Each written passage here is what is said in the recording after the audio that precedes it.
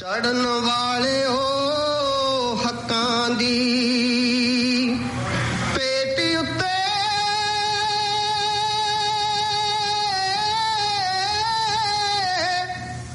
ਤੁਹਾਨੂੰ ਸ਼ਰਧਾ ਦੇ ਫੁੱਲ ਚੜਾਉਣ ਲੱਗਿਆ ਥੋੜੀ ਯਾਦ ਵਿੱਚ ਬੈਠ ਕੇ ਦੋ ਘੜੀਆਂ ਇੱਕ ਦੋ ਪਿਆਰ ਦੇ ਹੰਝੂ ਬਹਾਨ ਲੱਗਿਆ। तमाम सुनने वालियां दा स्वागत है प्रोग्राम रेडियो इनकलाब विच। दोस्तों एक बार फिर मैं यानी अनु हाज़र हां प्रोग्राम रेडियो इनकलाब लेके तुसी मेरा साथ दिंदे हो हर सोमवार शाम 5 बजे तो 5:55 तक और प्रोग्राम तुसी ये सुनदे हो प्लैनेट 104.6 FM तो भारती जी भी मेरे नाल स्टूडियो च मौजूद ने तो उन्हां नु भी जी आयां नु आखदे हां। दोस्तों सलाम आखदा ਅੱਜ ਦੇ ਪ੍ਰੋਗਰਾਮ 'ਚ ਕਾਫੀ ਅਲੱਗ-ਅਲੱਗ ਗੱਲਾਂ ਬਾਤਾਂ ਨੇ ਸਾਡੇ ਕੋਲ। ਇੱਕ ਤੇ ਜਿਹੜਾ ਅਸੀਂ ਬਹੁਤ ਅਰਸੇ ਤੋਂ ਰਿਚਰਡ ਵੋਲਫ ਹੋਰਾਂ ਦਾ ਇੱਕ ਲੈਕਚਰ ਸ਼ੁਰੂ ਕੀਤਾ ਹੋਇਆ ਹੈ ਕੈਪੀਟਲਿਜ਼ਮ ਵਰਸਸ ਕੋਆਪਰੇਟਿਵ ਜਿਹੜਾ ਮੋਡ ਆਫ ਪ੍ਰੋਡਕਸ਼ਨ ਹੈ ਉਹਦੇ ਤੇ ਗੱਲਬਾਤ ਜਿਹੜੀ ਹੈ ਕੋਸ਼ਿਸ਼ ਰਹੇਗੀ ਕਿ ਅੱਜ ਅਸੀਂ ਉਹ ਲੈਕਚਰ ਪੂਰਾ ਕਰ ਸਕੀਏ। ਉਹਦਾ ਅਨੂ ਜਿਹੜਾ ਦੂਸਰਾ ਪਾਰਟ ਹੈ ਕਿ ਜਦੋਂ ਕਿਤੇ ਇਨਕਲਾਬ ਆਉਂਦੇ ਨੇ ਉਹਦੇ ਕਿਹੜੇ ਵੱਖਰੇ ਪੱਖ ਨੇ ਇਸ ਤਰੀਕੇ ਨਾਲ ਇਨਕਲਾਬ ਆਉਂਦੇ ਨੇ। ਹਾਂ ਸੋ ਸੋਲੂਸ਼ਨ ਫੋਕਸਡ ਵੀ ਥੋੜੀ ਜੀ ਗੱਲ ਹੈ ਉਹ ਲੈਕਚਰ ਅਸੀਂ ਮੁਕੰਮਲ ਕਰਨ ਦੀ ਕੋਸ਼ਿਸ਼ ਕਰਾਂਗੇ ਅੱਜ। ਨਾਲ ਹੀ ਨਾਲ ਬਹੁਤ ਅਹਿਮ ਸ਼ਹਾਦਤਾਂ ਹੋਈਆਂ ਨੇ ਮਾਰਚ ਦੇ ਮਹੀਨੇ ਵਿੱਚ ਪੰਜਾਬ ਦੇ ਇਤਿਹਾਸ 'ਚ ਭਾਰਤ ਦੇ ਇਤਿਹਾਸ ਵਿੱਚ ਸੋ ਉਹ ਵੀ ਦੋ ਜਿਹੜੇ ਇਹਨਾਂ ਦਿਨਾਂ ਦੇ ਆਸ-ਪਾਸ ਵਿਅਕਤੀ ਸਾਨੂੰ ਛੱਡ ਕੇ ਗਏ ਨੇ ਉਹਨਾਂ ਨੂੰ ਵੀ ਯਾਦ ਕਰਾਂਗੇ ਅਸੀਂ। ਔਰ ਜਿਹੜਾ ਕਰੰਟ ਅਫੇਅਰਸ ਦੀ ਗੱਲਬਾਤ ਹੈ ਇਸ ਵਕਤ ਭਾਰਤ ਵਿੱਚ ਕੀ ਚੱਲ ਰਿਹਾ ਹੈ ਔਰ ਨਿਊਜ਼ੀਲੈਂਡ 'ਚ ਕੀ ਚੱਲ ਰਿਹਾ ਉਹ ਖਬਰਾਂ ਵੀ ਤੁਹਾਡੇ ਨਾਲ ਸ਼ੇਅਰ ਕਰਦੇ ਚੱਲਾਂਗੇ। ਔਰ 27 ਮਾਰਚ ਨੂੰ ਜਿਹੜਾ ਰੇਡੀਓ ਇਨਕਲਾਬ ਦੁਆਰਾ ਇੱਕ ਛੋਟੇ ਜਿਹੇ ਸਮਾਗਮ ਦਾ ਆਯੋਜਨ ਕੀਤਾ ਗਿਆ ਉਹਦੀ ਤਫਸੀਲ ਵੀ ਤੁਹਾਨੂੰ ਦੱਸਦੇ ਚੱਲਾਂਗੇ। ਤੋ ਸਾਰੀਆਂ ਗੱਲਾਂ ਡਿਟੇਲ 'ਚ ਕਰਨ ਤੋਂ ਪਹਿਲਾਂ ਅਸੀਂ ਯਾਦ ਕਰਦੇ ਹਾਂ ਜੀ ਸ਼ਹੀਦ ਜੈਮਲ ਸਿੰਘ ਪੱਡਾ ਹੋਰਾਂ ਨੂੰ ਜਿਨ੍ਹਾਂ ਦੀ ਸ਼ਹਾਦਤ ਕੇ 17 ਮਾਰਚ 1988 ਨੂੰ ਹੋਈ ਸੀ। ਜੈਮਲ ਸਿੰਘ ਪੱਡਾ ਦਾ ਅਸੀਂ ਮੇਰੇ ਖਿਆਲ ਪਿਛਲੇ ਸਾਲ ਵੀ ਇਹਨਾਂ ਦਿਨਾਂ 'ਚ ਉਹਨਾਂ ਦੀ ਜੀਵਨੀ ਬਿਲਕੁਲ ਸੰਖੇਪ ਰੂਪ ਵਿੱਚ ਅਸੀਂ ਕਵਰ ਕੀਤੀ ਸੀ। ਕਿਰਤੀ ਕਿਸਾਨ ਯੂਨੀਅਨ ਦੇ ਬਹੁਤ ਸਰਗਰਮ ਆਗੂ ਸਨ ਔਰ ਯੂਨੀਅਨ ਹੈ ਤੋ ਜ਼ਾਹਿਰ ਹੈ ਕਿ ਜਿਹੜੇ ਕਿਰਤੀ ਔਰ ਕਿਸਾਨ ਲੋਕ ਨੇ ਉਹਨਾਂ ਦੇ ਹੱਕਾਂ ਦੀ ਰਾਖੀ ਖਾਤਰ ਇਹ ਕੰਮ ਕਰਦੇ ਸਨ। ਔਰ 1988 ਵਿੱਚ ਜਦੋਂ ਕਿ ਪੰਜਾਬ ਵਿੱਚ ਸੈਪਰੇਟਿਸਟ ਜਿਹੜੀ ਮੂਵਮੈਂਟ ਮਿਲੀਟੈਂਟ ਮੂਵਮੈਂਟ ਸੀ ਬਿਲਕੁਲ ਪੂਰੇ ਸਿਖਰ ਤੇ ਸੀ ਉਹ ਆਪਣੇ ਹੀ ਬੜੀ ਤਰਾਸਦੀ ਵਾਲੀ ਗੱਲ ਹੈ ਕਿ ਆਪਣੇ ਹੀ ਲੋਕਾਂ ਦੇ ਹੱਥੀਂ ਉਹਨਾਂ ਦਾ ਕਤਲ ਹੋਇਆ। ਸੋ ਜਿਹੜੇ ਮਿਲੀਟੈਂਟ ਸਨ ਉਹਨਾਂ ਨੇ ਉਹਨਾਂ ਦਾ ਕਤਲ ਕੀਤਾ 17 ਮਾਰਚ 1988 ਵਾਲੇ ਦਿਨ। ਤੋ ਉਹਨਾਂ ਦੀ ਯਾਦ ਵਿੱਚ ਅਸੀਂ ਬਾਕੀ ਵੀ ਜਿਹੜੇ ਲੋਕ ਪੱਖੀ ਸ਼ਹੀਦ ਹੋਏ ਨੇ ਉਹਨਾਂ ਨੂੰ ਵੀ ਸ਼ਰਧਾਂਜਲੀ ਭੇਂਟ ਕਰਦੇ ਹਾਂ ਜੋ ਉਹਨਾਂ ਨੂੰ ਵੀ ਯਾਦ ਕਰਦੇ ਹਾਂ। ਔਰ ਨਾਲ ਹੀ ਗਦਰੀ ਬਾਬਿਆਂ ਦੀ ਦੇਣ ਕਿਸੇ ਨੂੰ ਭੁੱਲੀ ਨਹੀਂ ਹੋਏਗੀ ਸਾਡੇ ਸਰੋਤਿਆਂ ਵਿੱਚੋਂ। ਗਦਰੀ ਬਾਬੇ ਸਨ ਜੀ ਬਾਬਾ ਗੁਰਮੁਖ ਸਿੰਘ ਲਲਤੋਂ ਉਹ ਇਸ ਫਾਨੀ ਸੰਸਾਰ ਨੂੰ ਹਮੇਸ਼ਾ ਲਈ ਅਲਵਿਦਾ ਕਹਿ ਗਏ 13 ਮਾਰਚ 1977 ਵਾਲੇ ਦਿਨ। ਤੋ ਇਹਨਾਂ ਦੀ ਵੀ ਜੀਵਨੀ ਆਉਂਦੇ ਪ੍ਰੋਗਰਾਮਾਂ 'ਚ ਮੇਰੇ ਖਿਆਲ ਅਸੀਂ ਕਵਰ ਕਰ ਸਕਾਂਗੇ। ਹਾਂ ਬਹੁਤ ਲੰਬਾ ਸੰਘਰਸ਼ ਹੈ ਸੋ ਕਾਫੀ ਇੱਕ ਤੋਂ ਵੱਧ ਪ੍ਰੋਗਰਾਮ ਚਾਹੀਦੇ ਹੋਣਗੇ ਖੁੱਲ ਕੇ ਅਗਰ ਬਾਬਾ ਗੁਰਮੁਖ ਸਿੰਘ ਲਲਤੋਂ ਬਾਰੇ ਗੱਲ ਕਰਨੀ ਹੈ। ਤੋ ਇਹ ਕਰਤਾਰ ਸਿੰਘ ਸਰਾਭਾ ਹੋਰਾਂ ਦੇ ਜਮਾਤੀ ਜੀ ਵੀ ਰਹੇ ਨੇ ਤੋ ਚਾਹੇ ਸੰਘਰਸ਼ ਕੰਮ ਗੱਟੋ ਮਾਰੂ ਦਾ ਹੋਵੇ ਲਾਹੌਰ ਕਨਸਪੀਰੇਸੀ ਕੇਸ ਕੈਨੇਡਾ ਦੇ ਵਿੱਚ ਪੂਰਾ ਸੰਘਰਸ਼ ਨਾਲ ਸਮਰਪਿਤ ਉਹਨਾਂ ਦਾ ਜੀਵਨ ਹੈ ਜੀ। ਤੋ ਇਹਨਾਂ ਮਹਾਨ ਯੋਧਿਆਂ ਨੂੰ ਇਨਕਲਾਬੀਆਂ ਨੂੰ ਯਾਦ ਕਰਦੇ ਹੋਏ ਅਸੀਂ ਜੈਮਲ ਸਿੰਘ ਪੱਡਾ ਸਰਗਰਮ ਐਕਟਿਵਿਸਟ ਟ੍ਰੇਡ ਯੂਨੀਅਨਿਸਟ ਤਾਂ ਹੈਗੇ ਹੀ ਸੀ ਔਰ ਉਹ ਸ਼ਾਇਰ ਵੀ ਬਾਕਮਾਲ ਸਨ। ਗੀਤ ਉਹਨਾਂ ਦੇ ਲਿਖੇ ਹੋਏ ਇੰਨੇ ਕੋਈ ਖਾਸ ਮੇਰੇ ਖਿਆਲ ਗਾਏ ਨਹੀਂ ਗਏ ਪਰ ਕਿਤਾਬਾਂ ਜ਼ਰੂਰ ਛਪੀਆਂ ਨੇ। ਉਹਨਾਂ ਦੀ ਆਪਣੀ ਆਵਾਜ਼ ਵਿੱਚ ਕਮ ਸੇ ਕਮ ਇੱਕ ਗੀਤ ਹੈ ਜਿਹੜਾ ਸਾਡੇ ਕੋਲ ਇਸ ਵਕਤ ਮੌਜੂਦ ਹੈ ਉਹ ਹੀ ਸੁਣਾਵਾਂਗੇ ਸਾਰਿਆਂ ਨੂੰ। ਜੈਮਲ ਸਿੰਘ ਪੱਡਾ ਹੁਣੇ ਵਰ ਗੱਲ ਜਦੋਂ ਵੀ ਮੈਂ ਉਹਨਾਂ ਦਾ ਚਿਹਰਾ ਮੂਹਰਾ ਦੇਖਦਾ ਹੈ ਉਹਨਾਂ ਦਾ ਸੰਘਰਸ਼ ਬਾਰੇ ਪੜ੍ਹਨਾ ਤੇ ਇੱਕਦਮ ਮੈਨੂੰ ਨਾਲ ਹੀ ਜਸਵੰਤ ਸਿੰਘ ਖਾਲੜਾ ਉਹਨਾਂ ਦੀ ਬਿਲਕੁਲ ਪੈਰਲਲ ਮਿਲਦੀਆਂ ਵੀ ਕਾਫੀ ਨੇ ਵੈਸੇ ਕੰਮ ਦੇ ਮਾਮਲੇ ਦੇ ਵਿੱਚ ਕੰਮ ਦੇ ਮਾਮਲੇ ਵਿੱਚ ਬਹੁਤ ਸਾਡੇ ਕੋਲ ਹੀਰੇ ਖੋਏ ਨੇ ਜੀ ਇਸ ਕਾਲੇ ਦੌਰ ਨੇ। ਜਦੋਂ ਸਵਾਲ ਉਹਨੂੰ ਜੀ ਜਦੋਂ ਹੁਣ ਆਹ ਕਨਈਆ ਕੁਮਾਰ ਵਾਲਾ ਜਿਹੜਾ ਸੰਘਰਸ਼ ਆ ਮੁੜ ਕੇ ਲੋਕ ਪੱਖੀ ਜਥੇਬੰਦੀਆਂ ਦੇ ਵਿੱਚ ਥੋੜਾ ਸਾਹ ਫੂਕਿਆ ਗਿਆ ਹੈ ਔਰ ਇਹੀ ਕਾਰਨ ਹੈ ਕਿ ਪੰਜਾਬ ਦੇ ਵਿੱਚ ਜਿਹੜਾ ਇੰਨਾ ਵੱਡਾ ਗੈਪ ਪੈ ਚੁੱਕਿਆ ਸੀਗਾ ਇਹੀ ਲੋਕ ਸੀ ਜਿਹੜੇ ਸੰਘਰਸ਼ ਕਰਨ ਵਾਲੇ ਜਿਹੜੇ ਸਾਡੇ ਤੋਂ ਖੋਹ ਲਏ ਗਏ ਔਰ ਆਸ ਹੁਣ ਹੋ ਰਹੀ ਹੈ ਕਿ ਮੁੜ ਕੇ ਇਹ ਜਿਹੜੀਆਂ ਜਥੇਬੰਦੀਆਂ ਲੋਕ ਪੱਖੇ ਜਥੇਬੰਦੀਆਂ ਨੇ ਮੁੜ ਕੇ ਸਾਹ ਪਊਗਾ ਇਹਨਾਂ ਦੇ ਵਿੱਚ ਤੇ ਇਹ ਸੰਘਰਸ਼ ਜਿਹੜਾ ਇਹ ਲੁੱਟ ਖਸੁੱਟ ਦੇ ਖਿਲਾਫ ਹੋਰ ਗਾਂ ਚੱਲੇਗਾ ਜੀ ਵੈਸੇ ਆਪਾਂ ਜਿਹੜੀ ਕਿਸਾਨ ਮਜ਼ਦੂਰ ਮੋਰਚੇ ਦੀ ਗੱਲਬਾਤ ਕਰਦੇ ਆ ਰਹੇ ਹਾਂ ਸੈਪਟੈਂਬਰ ਤੋਂ ਸ਼ੁਰੂ ਹੋਇਆ ਉਹ ਅਲੱਗ ਗੱਲ ਹੈ ਕਿ ਜਿਹੜਾ ਮੇਨ ਸਟ੍ਰੀਮ ਮੀਡੀਆ ਹੈ ਉਹਨੂੰ ਕੋਈ ਖਾਸ ਮਾਈਲੇਜ ਜਾਂ ਕਵਰੇਜ ਨਹੀਂ ਦਿੰਦਾ ਸੰਘਰਸ਼ ਉਹਨਾਂ ਦਾ ਵੀ ਕਿਸੇ ਪਾਸਿਓਂ ਘੱਟ ਨਹੀਂ ਬਿਲਕੁਲ ਜੀ ਬਿਲਕੁਲ ਇਹ 'ਚ ਕੋਈ ਸ਼ੱਕ ਨਹੀਂ ਹਾਂਜੀ ਬਿਲਕੁਲ ਕੋਈ ਸ਼ੱਕ ਨਹੀਂ ਤੋ ਜੈਮਲ ਸਿੰਘ ਪੱਡਾ ਹੋਰਾਂ ਦੀ ਆਪਣੀ ਹੀ ਆਵਾਜ਼ ਵਿੱਚ ਉਹਨਾਂ ਦਾ ਆਪਣਾ ਹੀ ਲਿਖਿਆ ਗੀਤ ਅਸੀਂ ਤੁਹਾਨੂੰ ਸੁਣਾਉਣ ਜਾ ਰਹੇ ਹਾਂ ਉਹਨਾਂ ਮਿੱਤਰਾਂ ਦੀ ਯਾਦ ਪਿਆਰੀ ਇਸੇ ਨਾਮ ਦੀ ਇੱਕ ਡਾਕੂਮੈਂਟਰੀ ਵੀ ਤੁਹਾਨੂੰ YouTube ਤੇ ਮਿਲ ਜਾਏਗੀ ਉਹਦੇ ਵਿੱਚ 80ਵੇਂ ਦੇ ਦਹਾਕੇ ਵਿੱਚ ਕੀ ਕੁਝ ਚੱਲ ਰਿਹਾ ਸੀ ਪੰਜਾਬ ਵਿੱਚ ਔਰ ਜਿਹੜੀਆਂ ਖੱਬੇ ਪੱਖੀ ਜਥੇਬੰਦੀਆਂ ਔਰ ਟ੍ਰੇਡ ਯੂਨੀਅਨਸ ਔਰ ਐਕਟਿਵਿਸਟ ਸਨ ਉਹ ਕੀ ਕਰ ਰਹੇ ਸਨ ਉਹ ਬਖੂਬੀ ਦਿਖਾਇਆ ਗਿਆ ਹੈ ਉਸ ਡਾਕੂਮੈਂਟਰੀ 'ਚ ਸੋ ਸਾਰਿਆਂ ਨੂੰ ਆਨੰਦ ਪਟਵਰਧਨ ਦੀ ਡਾਇਰੈਕਟਡ ਹੈ ਉਹ ਮੂਵੀ ਡਾਕੂਮੈਂਟਰੀ ਸੌਰੀ ਸੋ ਸਾਰਿਆਂ ਨੂੰ ਰਿਕੁਐਸਟ ਹੈ ਕਿ ਤੁਸੀਂ ਉਹ ਵੀ ਜ਼ਰੂਰ ਦੇਖੋ ਤੋ ਅਸੀਂ ਗੀਤ ਸੁਣਦੇ ਹਾਂ ਜੀ ਨਾਲ ਜਿਹੜਾ 27 ਤਰੀਕ ਵਾਲਾ ਪ੍ਰੋਗਰਾਮ ਹੈ ਅੱਜ ਹੀ ਸਾਥੀਆਂ ਨੇ ਫੇਸਬੁੱਕ ਤੇ ਸ਼ੇਅਰ ਕੀਤੀ ਹੈ ਬੜੀ ਬਾ ਕਮਾਲ ਫੋਟੋ ਹੈ ਸਰਦਾਰ ਤੇਜਾ ਸਿੰਘ ਸਮੁੰਦਰੀ ਹੁਣਾਂ ਦੀ ਤੇਜਾ ਸਿੰਘ ਸੁਤੰਤਰ ਸੌਰੀ ਹਾਂਜੀ ਸੁਤੰਤਰ ਤੇ ਗਦਰੀ ਬਾਬੇ ਗੁਰਮੁਖ ਸਿੰਘ ਲਲਤੋਂ ਦੀ ਅੰਮ੍ਰਿਤਸਰ ਦੀ ਫੋਟੋ ਹੈ ਆਪਣੇ ਦਫ਼ਤਰ 'ਚ ਬੈਠੇ ਕੰਮ ਕਰ ਰਹੇ ਹੈ ਸੋ ਅਸੀਂ ਕੋਸ਼ਿਸ਼ ਕਰਾਂਗੇ ਕਿ ਉਹਨਾਂ ਦਾ ਵੱਡਾ ਪੋਸਟਰ ਬਣਾ ਕੇ ਉਦੋਂ ਲੋਕਾਂ ਦੇ ਸਾਹਮਣੇ ਐਗਜ਼ੀਬਿਸ਼ਨ ਦੇ ਤੌਰ ਤੇ ਪੇਸ਼ ਹਾਂਜੀ ਅਸੀਂ 27 ਮਾਰਚ ਸੰਡੇ ਵਾਲੇ ਦਿਨ ਜਿਹੜਾ ਸ਼ਾਮ 5 ਵਜੇ ਪਾਪਾਟੋਏ ਟਾਊਨ ਹਾਲ ਵਿੱਚ ਛੋਟਾ ਜਿਹਾ ਪ੍ਰੋਗਰਾਮ ਰੱਖਿਆ ਹੈ ਸਮਰਪਿਤ ਹੈ ਸੰਘਰਸ਼ੀਲ ਲੋਕਾਂ ਨੂੰ ਔਰ ਕਿਸਾਨ ਮੋਰਚਾ ਜਿਹੜਾ ਕਿਸਾਨ ਮਜ਼ਦੂਰ ਮੋਰਚਾ ਪੰਜਾਬ ਤੋਂ ਉਹਦੇ ਵਿੱਚ ਫੋਟੋਆਂ ਦੀ ਇੱਕ ਪ੍ਰਦਰਸ਼ਨੀ ਲਾਉਣ ਦੀ ਵੀ ਸਾਡੀ ਕੋਸ਼ਿਸ਼ ਹੈ ਸੋ ਉਹਦੇ 'ਚ ਸ਼ਾਮਲ ਕਰਾਂਗੇ ਜ਼ਰੂਰ ਅਸੀਂ ਇਸ ਤਰ੍ਹਾਂ ਦੀਆਂ ਫੋਟੋਜ਼ ਤੋ ਜੈਮਲ ਸਿੰਘ ਪੱਡਾ ਹੋਰਾਂ ਦਾ ਗੀਤ ਅਸੀਂ ਸੁਣਦੇ ਹਾਂ ਜੀ ਇਹ ਗਾਣਾ ਪੇਸ਼ ਕਰਤਾ ਹੂੰ ਓ ਯਾਰੋ ਸਾਨੂੰ ਨਹੀਂ ਭੁੱਲਣੀ ਉਹਨਾਂ ਮਿੱਤਰਾਂ ਦੀ ਯਾਦ ਪਿਆਰੀ ਹੱਕ ਸੱਚ ਲਈ ਵੇ ਹਾਰਿਓ ਜਿਨਾ ਹੱਸ ਹੱਸ ਜ਼ਿੰਦਗੀ ਵਾਰੀ ਯਾਰੋ ਸਾਨੂੰ ਨਹੀਂ ਭੁੱਲਣੀ ਉਹ ਫਰਜ਼ਾਂ ਦੇ ਵਣਜਾਰੇ ਸਿੱਖ ਨਿਭਾਗੇ ਨੇ ਜੋ ਲੋਕ ਲਹਿਰ ਦੀ ਰਾਹਾਂ ਨੂੰ ਰੁਸ਼ਨਾਗੇ ਨੇ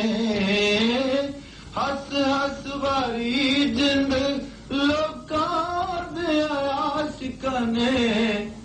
ਪਰ ਬਾਜੀ ਨਾ ਸਦਕ ਦੀ ਹਾਰੀ ਹੱਕ ਸੱਚ ਲਈ ਵੇ ਹਾਰਿਓ ਜਿਨਾ ਹੱਸ ਹੱਸ ਜ਼ਿੰਦਗੀ ਵਾਰੀ ਯਾਰੋ ਸਾਨੂੰ ਨਹੀਂ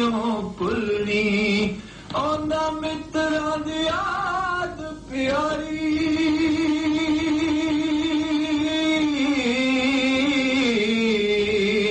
ਉਹਨਾਂ ਮਿੱਤਰਾਂ ਦੀ ਯਾਦ ਪਿਆਰੀ ਹੱਕ ਸੱਚ ਲਈ ਵੇ ਹਾਰਿਓ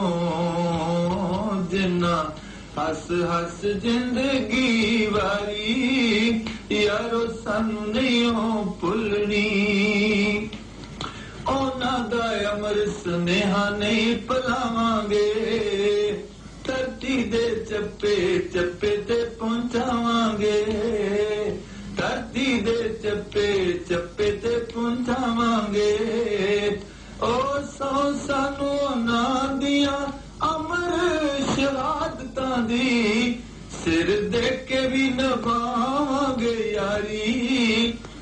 ਸਿਰ ਦੇ ਕੇ ਵੀ ਨਿਭਾਵਾਂਗੇ ਯਾਰੀ ਹੱਕ ਸੱਚ ਲਈ ਵੇ ਹਾਰਿਓ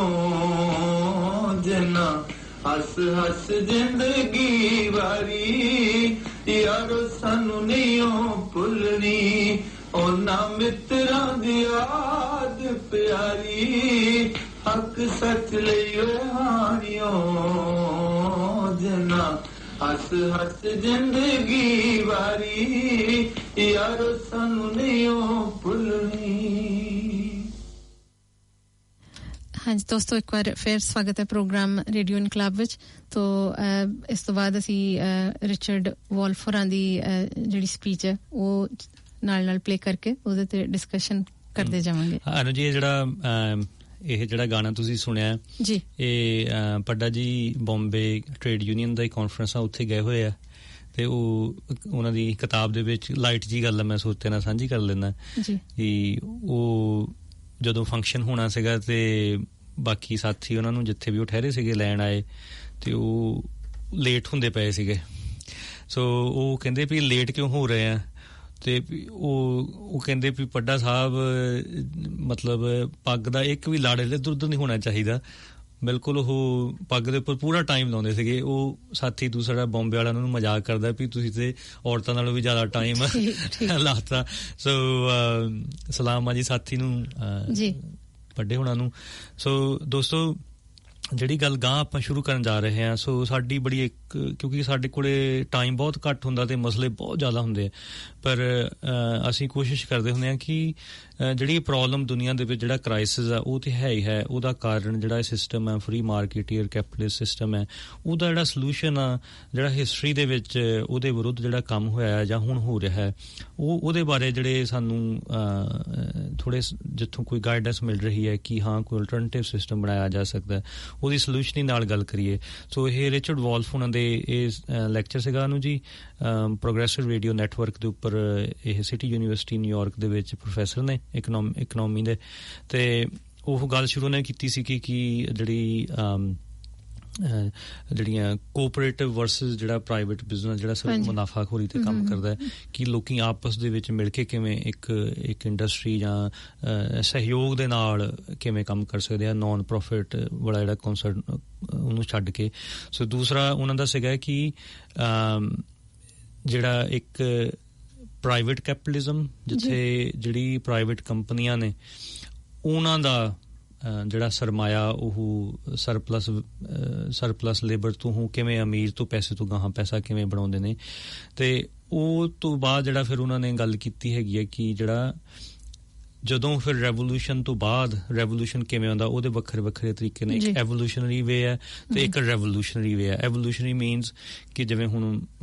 ਹਿੰਦੁਸਤਾਨ ਦੇ ਵਿੱਚ ਕਨਈਆ ਕੁਮਾਰ ਹੁਣਾਂ ਦਾ ਸੰਘਰਸ਼ ਚੱਲਦਾ ਪਿਆ ਵਿਦਨ ਦਾ ਜਿਹੜਾ ਡੈਮੋਕ੍ਰੈਟਿਕ ਜਿਹੜਾ ਫਰੇਮਵਰਕ ਉਹਦੇ ਵਿੱਚ ਰਹਿ ਕੇ ਇੱਕ ਸੁਭਾਵਿਕ ਜਿਹੜਾ ਵਿਕਾਸ ਹੋ ਰਿਹਾ ਔਰ ਜਿਹੜਾ ਮੇਨ ਹੁਣ ਜਦੋਂ ਵੀ ਕੋਈ ਤੁਸੀਂ ਵੱਡਾ ਕੋਈ ਚੇਂਜ ਲਿਆਉਣੀ ਇਨਕਲਾਬ ਲਿਆਉਣਾ ਉਹਦੀ ਪਹਿਲੀ ਸ਼ਰਤ ਇਹ ਹੈ ਕਿ ਪਹਿਲਾਂ ਜੋ ਚੱਲ ਰਿਹਾ ਹੈ ਜਿਹੜੀ ਸਟੇਟ ਤੁਹਾਡੇ ਤੇ ਕਾਬਜ਼ ਹੈ ਉਹਨੂੰ ਤੁਸੀਂ ਆਪਣੇ ਹੱਥ ਦੇ ਵਿੱਚ ਕਿਵੇਂ ਲੈਣਾ ਸੋ ਐਵੋਲੂਸ਼ਨਰੀ ਵੇ ਕਿ ਜਿਹੜਾ ਡੈਮੋਕ੍ਰੈਟਿਕ ਤਰੀਕਾ ਹੈ ਇਲੈਕਸ਼ਨ ਦੇ ਥਰੂ ਤੇ ਜਿਹੜਾ ਰੈਵੋਲੂਸ਼ਨਰੀ ਵੇ ਹੈ ਜਦੋਂ ਬਿਲਕੁਲ ਜਿਵੇਂ ਰਸ਼ੀਆ ਦੀ ਐਗਜ਼ਾਮਪਲ ਹੈ ਜਾਂ ਫਰਾਂਸ ਦੀ ਐਗਜ਼ਾਮਪਲ ਹੈ ਜਦੋਂ ਤੁਸੀਂ ਸਾਰੇ ਦੀ ਸਾਰੀ state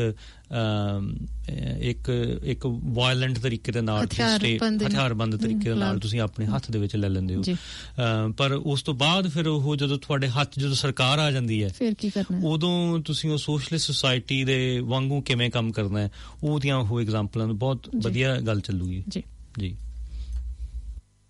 had the power, the resources, the global or at least national reach to make that transition happen, to convert the economy from the individualist, capitalist variety to the collectivist or communitarian socialist alternative. But the socialists who agreed that capturing the state was the way to go disagreed on how to do it. And they basically fell into two camps. One camp wanted to get control of the state by means of a revolution. Here's what they had in mind. Their image was the French Revolution. The uprising of the middle classes in France at the end of the 18th century, who deposed the great kings of France with some violence in the French Revolution of 1789, and who controlled the state and used it to end feudalism in France, the system that had existed there for 1,000 years. And so dosto ਇਹ French revolution ਦੀ ਗੱਲ ਕਰਦੇ ਜਿਹੜਾ French commune ਆ ਉਹ ਬਹੁਤ ਥੋੜੇ ਸਮੇਂ ਦੇ ਵਿੱਚ ਸਾਲ ਤੋਂ ਵੀ ਘੱਟ ਦੇ ਵਿੱਚ ਉਹ ਪਾਵਰ 'ਚ ਰਿਹਾ ਜੀ ਔਰ ਸਟੇਟ ਨੇ ਆ ਕੇ ਮੁੜ ਕੇ ਜਦੋਂ ਖਾਤਮਾ ਕੀਤਾ ਉਹ ਬਹੁਤ ਹੀ ਇੰਨਾ ਵਾਇਲੈਂਟ ਸੀਗਾ ਨੂੰ ਜੀ ਕਿ ਉਹ ਆਪਣੇ ਆਪ ਦੇ ਵਿੱਚ ਇੱਕ ਵੱਖਰਾ ਟੌਪਿਕ ਹੈ ਜੇ ਅਸੀਂ ਪੈਰਲਲੀ ਅਸੀਂ ਐਗਜ਼ਾਮਪਲ ਦੇਣੀ ਹੋਵੇ ਤੇ ਆਪਾਂ ਸਿੱਖ ਰਾਜ ਦੀ ਗੱਲ ਕਰ ਸਕਦੇ ਹਾਂ ਬੰਦਾ ਸਿੰਘ ਬਹਾਦਰ ਦੇ ਟਾਈਮ ਦੀ ਬਹੁਤ ਥੋੜੇ ਟਾਈਮ ਦੇ ਉੱਪਰ ਰਿਹਾ ਪਰ ਉਹ ਜਿਵੇਂ ਉਹਨਾਂ ਨੇ ਕਿਹਾ ਸੀਗਾ ਕਿ ਸਟੇਟ ਦਾ ਕੀ ਕੰਮ ਹੋਣਾ ਚਾਹੀਦਾ ਸਟੇਟ ਦੀ ਤੇ ਉਹਦੇ ਵਿੱਚ ਖਾਤਮੇ ਦੀ ਗੱਲ ਹੈ ਲੋਕਾਂ ਦਾ ਰਾਜ ਹੈ ਕਿ ਜਿਹੜੀ ਜਿਹੜੀ ਹਲਵਾਹਕ ਹੈ ਉਹਦੀ ਜ਼ਮੀਨ ਆਪਣੀ ਹੋਵੇ ਸਾਡਾ ਡਿਕਟੇਟਰਸ਼ਿਪ ਆਫ ਪ੍ਰੋਲੇਟਾਰੀਏਟ ਜਿਹੜਾ ਮੀਨਸ ਆਫ ਪ੍ਰੋਡਕਸ਼ਨ ਆ ਉਹਦੇ ਤੇ ਤੁਹਾਡੀ ਪੂਰੀ ਓਨਰਸ਼ਿਪ ਹੋਵੇ ਸੋ ਇਹ ਬਹੁਤ ਥੋੜਾ ਚੱਲਿਆ ਉਹਦੀ ਪੈਰਲਲ ਐਗਜ਼ਾਮਪਲ ਆਪਾਂ ਦੇ ਸਕਦੇ ਹਾਂ ਪੰਜਾਬ ਦੇ ਵਿੱਚ ਬੰਦਾ ਸਿੰਘ ਬਹਾਦਰ ਦੇ ਜਿਹੜਾ ਸਿੱਖ ਰਾਜ ਥੋੜਾ ਤੇ ਰਿਹਾ ਪਰ ਬਹੁਤ ਵਧੀਆ ਰਿਹਾ To erect in its place capitalism. The people who made the revolution were businesses and small businesses who wanted capitalism. They captured the state in a revolutionary upsurge in 1789 and then used their power over the state to end feudalism, literally take the land from the landowners and set up and support a capitalist system instead. The revolution. So ਦੋਸਤੋ ਜਿਹੜੇ ਵੱਡੇ ਜਿਹੜਾ ਜ਼ਮੀਂਦਾਰੀ system ਹੈ ਉਹਨਾਂ ਦੇ ਕੋਲੋਂ ਜ਼ਮੀਨ ਖੋਹੀ ਗਈ ਹੈ ਤੇ ਉਹ ਜਿਹੜੀ ਜ਼ਮੀਨ ਹੈ ਜਿਹੜੇ ਹਲ ਵਾਹਕ ਨੇ ਉਹਨਾਂ ਦੇ ਵਿੱਚ ਵੰਡੀ ਗਈ ਹੈ ਸੋ ਇਹ ਉਹ ਗੱਲ ਕਰ ਰਹੇ ਜੀ Revolutionary socialists basically said that's our model.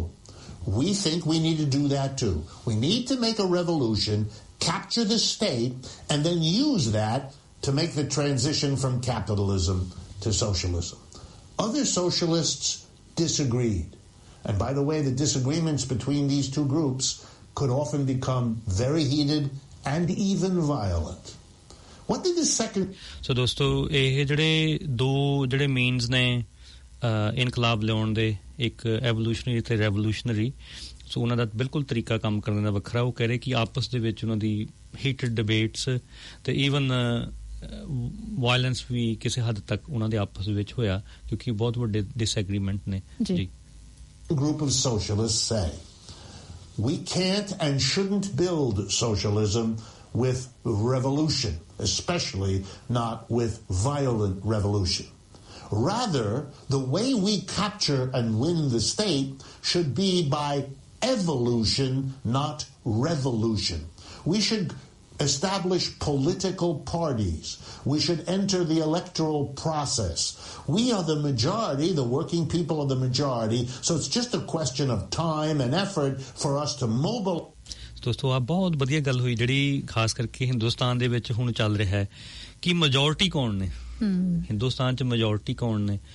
ਦਲਿਤ ਨੇ ਦੱਬੇ ਕੁਚਲੇ ਨੇ ਗਰੀਬ ਨੇ ਸੋ ਇਸੇ ਤਰੀਕੇ ਨਾਲ ਜਿਹੜਾ ਲਾਲ ਤੇ ਨੀਲਾ ਜਦੋਂ ਆਪਸ ਦੇ ਵਿੱਚ ਮਿਲੂਗਾ ਉਹਨਾਂ ਦੀ ਮੈਜੋਰਟੀ ਬਣੂਗੀ ਆਪਣੀ ਪੋਲੀਟੀਕਲ ਪਾਰਟੀ ਤੁਹਾਡੀ ਖੜੀ ਹੋਊਗੀ ਕੋਈ ਜਿਹੜੀ ਮਰਜ਼ੀ ਹੋਵੇ ਜਿਹੜੀਆਂ ਪਹਿਲਾਂ ਦੀਆਂ ਖੜੀਆਂ ਨੇ ਉਹਦੇ ਵਿੱਚ ਸਾਨੂੰ ਬਿਲਕੁਲ ਵਿਸ਼ਵਾਸ ਨਹੀਂ ਹੈ ਪਰ ਜੇ ਨਵੇਂ ਕੋਈ ਆਪਸ ਦੇ ਵਿੱਚ ਮਿਲ ਕੇ ਇਹ ਪੋਲੀਟੀਕਲ ਵਿੰਗ ਸ਼ੁਰੂ ਕਰਦੇ ਆ ਤੇ ਉਹ ਸਟੇਟ ਨੂੰ ਆਪਣੇ ਕਬਜ਼ੇ ਦੇ ਵਿੱਚ ਲੈਂਦੇ ਆ ਉਹ ਜੀ ਗੱਲ ਕਰਦੇ ਪਏ the mass of people in socialist parties and win the elections and take over the government that way. And then, same as the revolutionary socialists, we will use our control of the government to make the transition from capitalism to socialism. So, ਇੱਕ ਵਾਰੀ ਜਦੋਂ state ਤੁਹਾਡੇ ਹੱਥ ਦੇ ਵਿੱਚ ਆਉਂਦੀ ਹੈ ਫਿਰ ਜਿਹੜੀ ਟ੍ਰਾਂਜੀਸ਼ਨ ਹੋਊਗੀ ਕੈਪੀਟਲਿਸਟ ਸਿਸਟਮ ਤੋਂ ਜਿਹੜਾ ਹੈ ਗੋਰਖ ਧੰਦਾ ਲੁੱਟ ਖਸੁੱਟ ਦਾ ਟੂਵਰਡ ਸੋਸ਼ਲਿਜ਼ਮ ਜਿਹੜਾ ਭਾਈਚਾਰਕ ਤਰੀਕਾ ਚਲਾਉਣੇ ਦਾ ਸਮਾਜਵਾਦ ਕਹਿ ਸਕਦੇ ਜੀ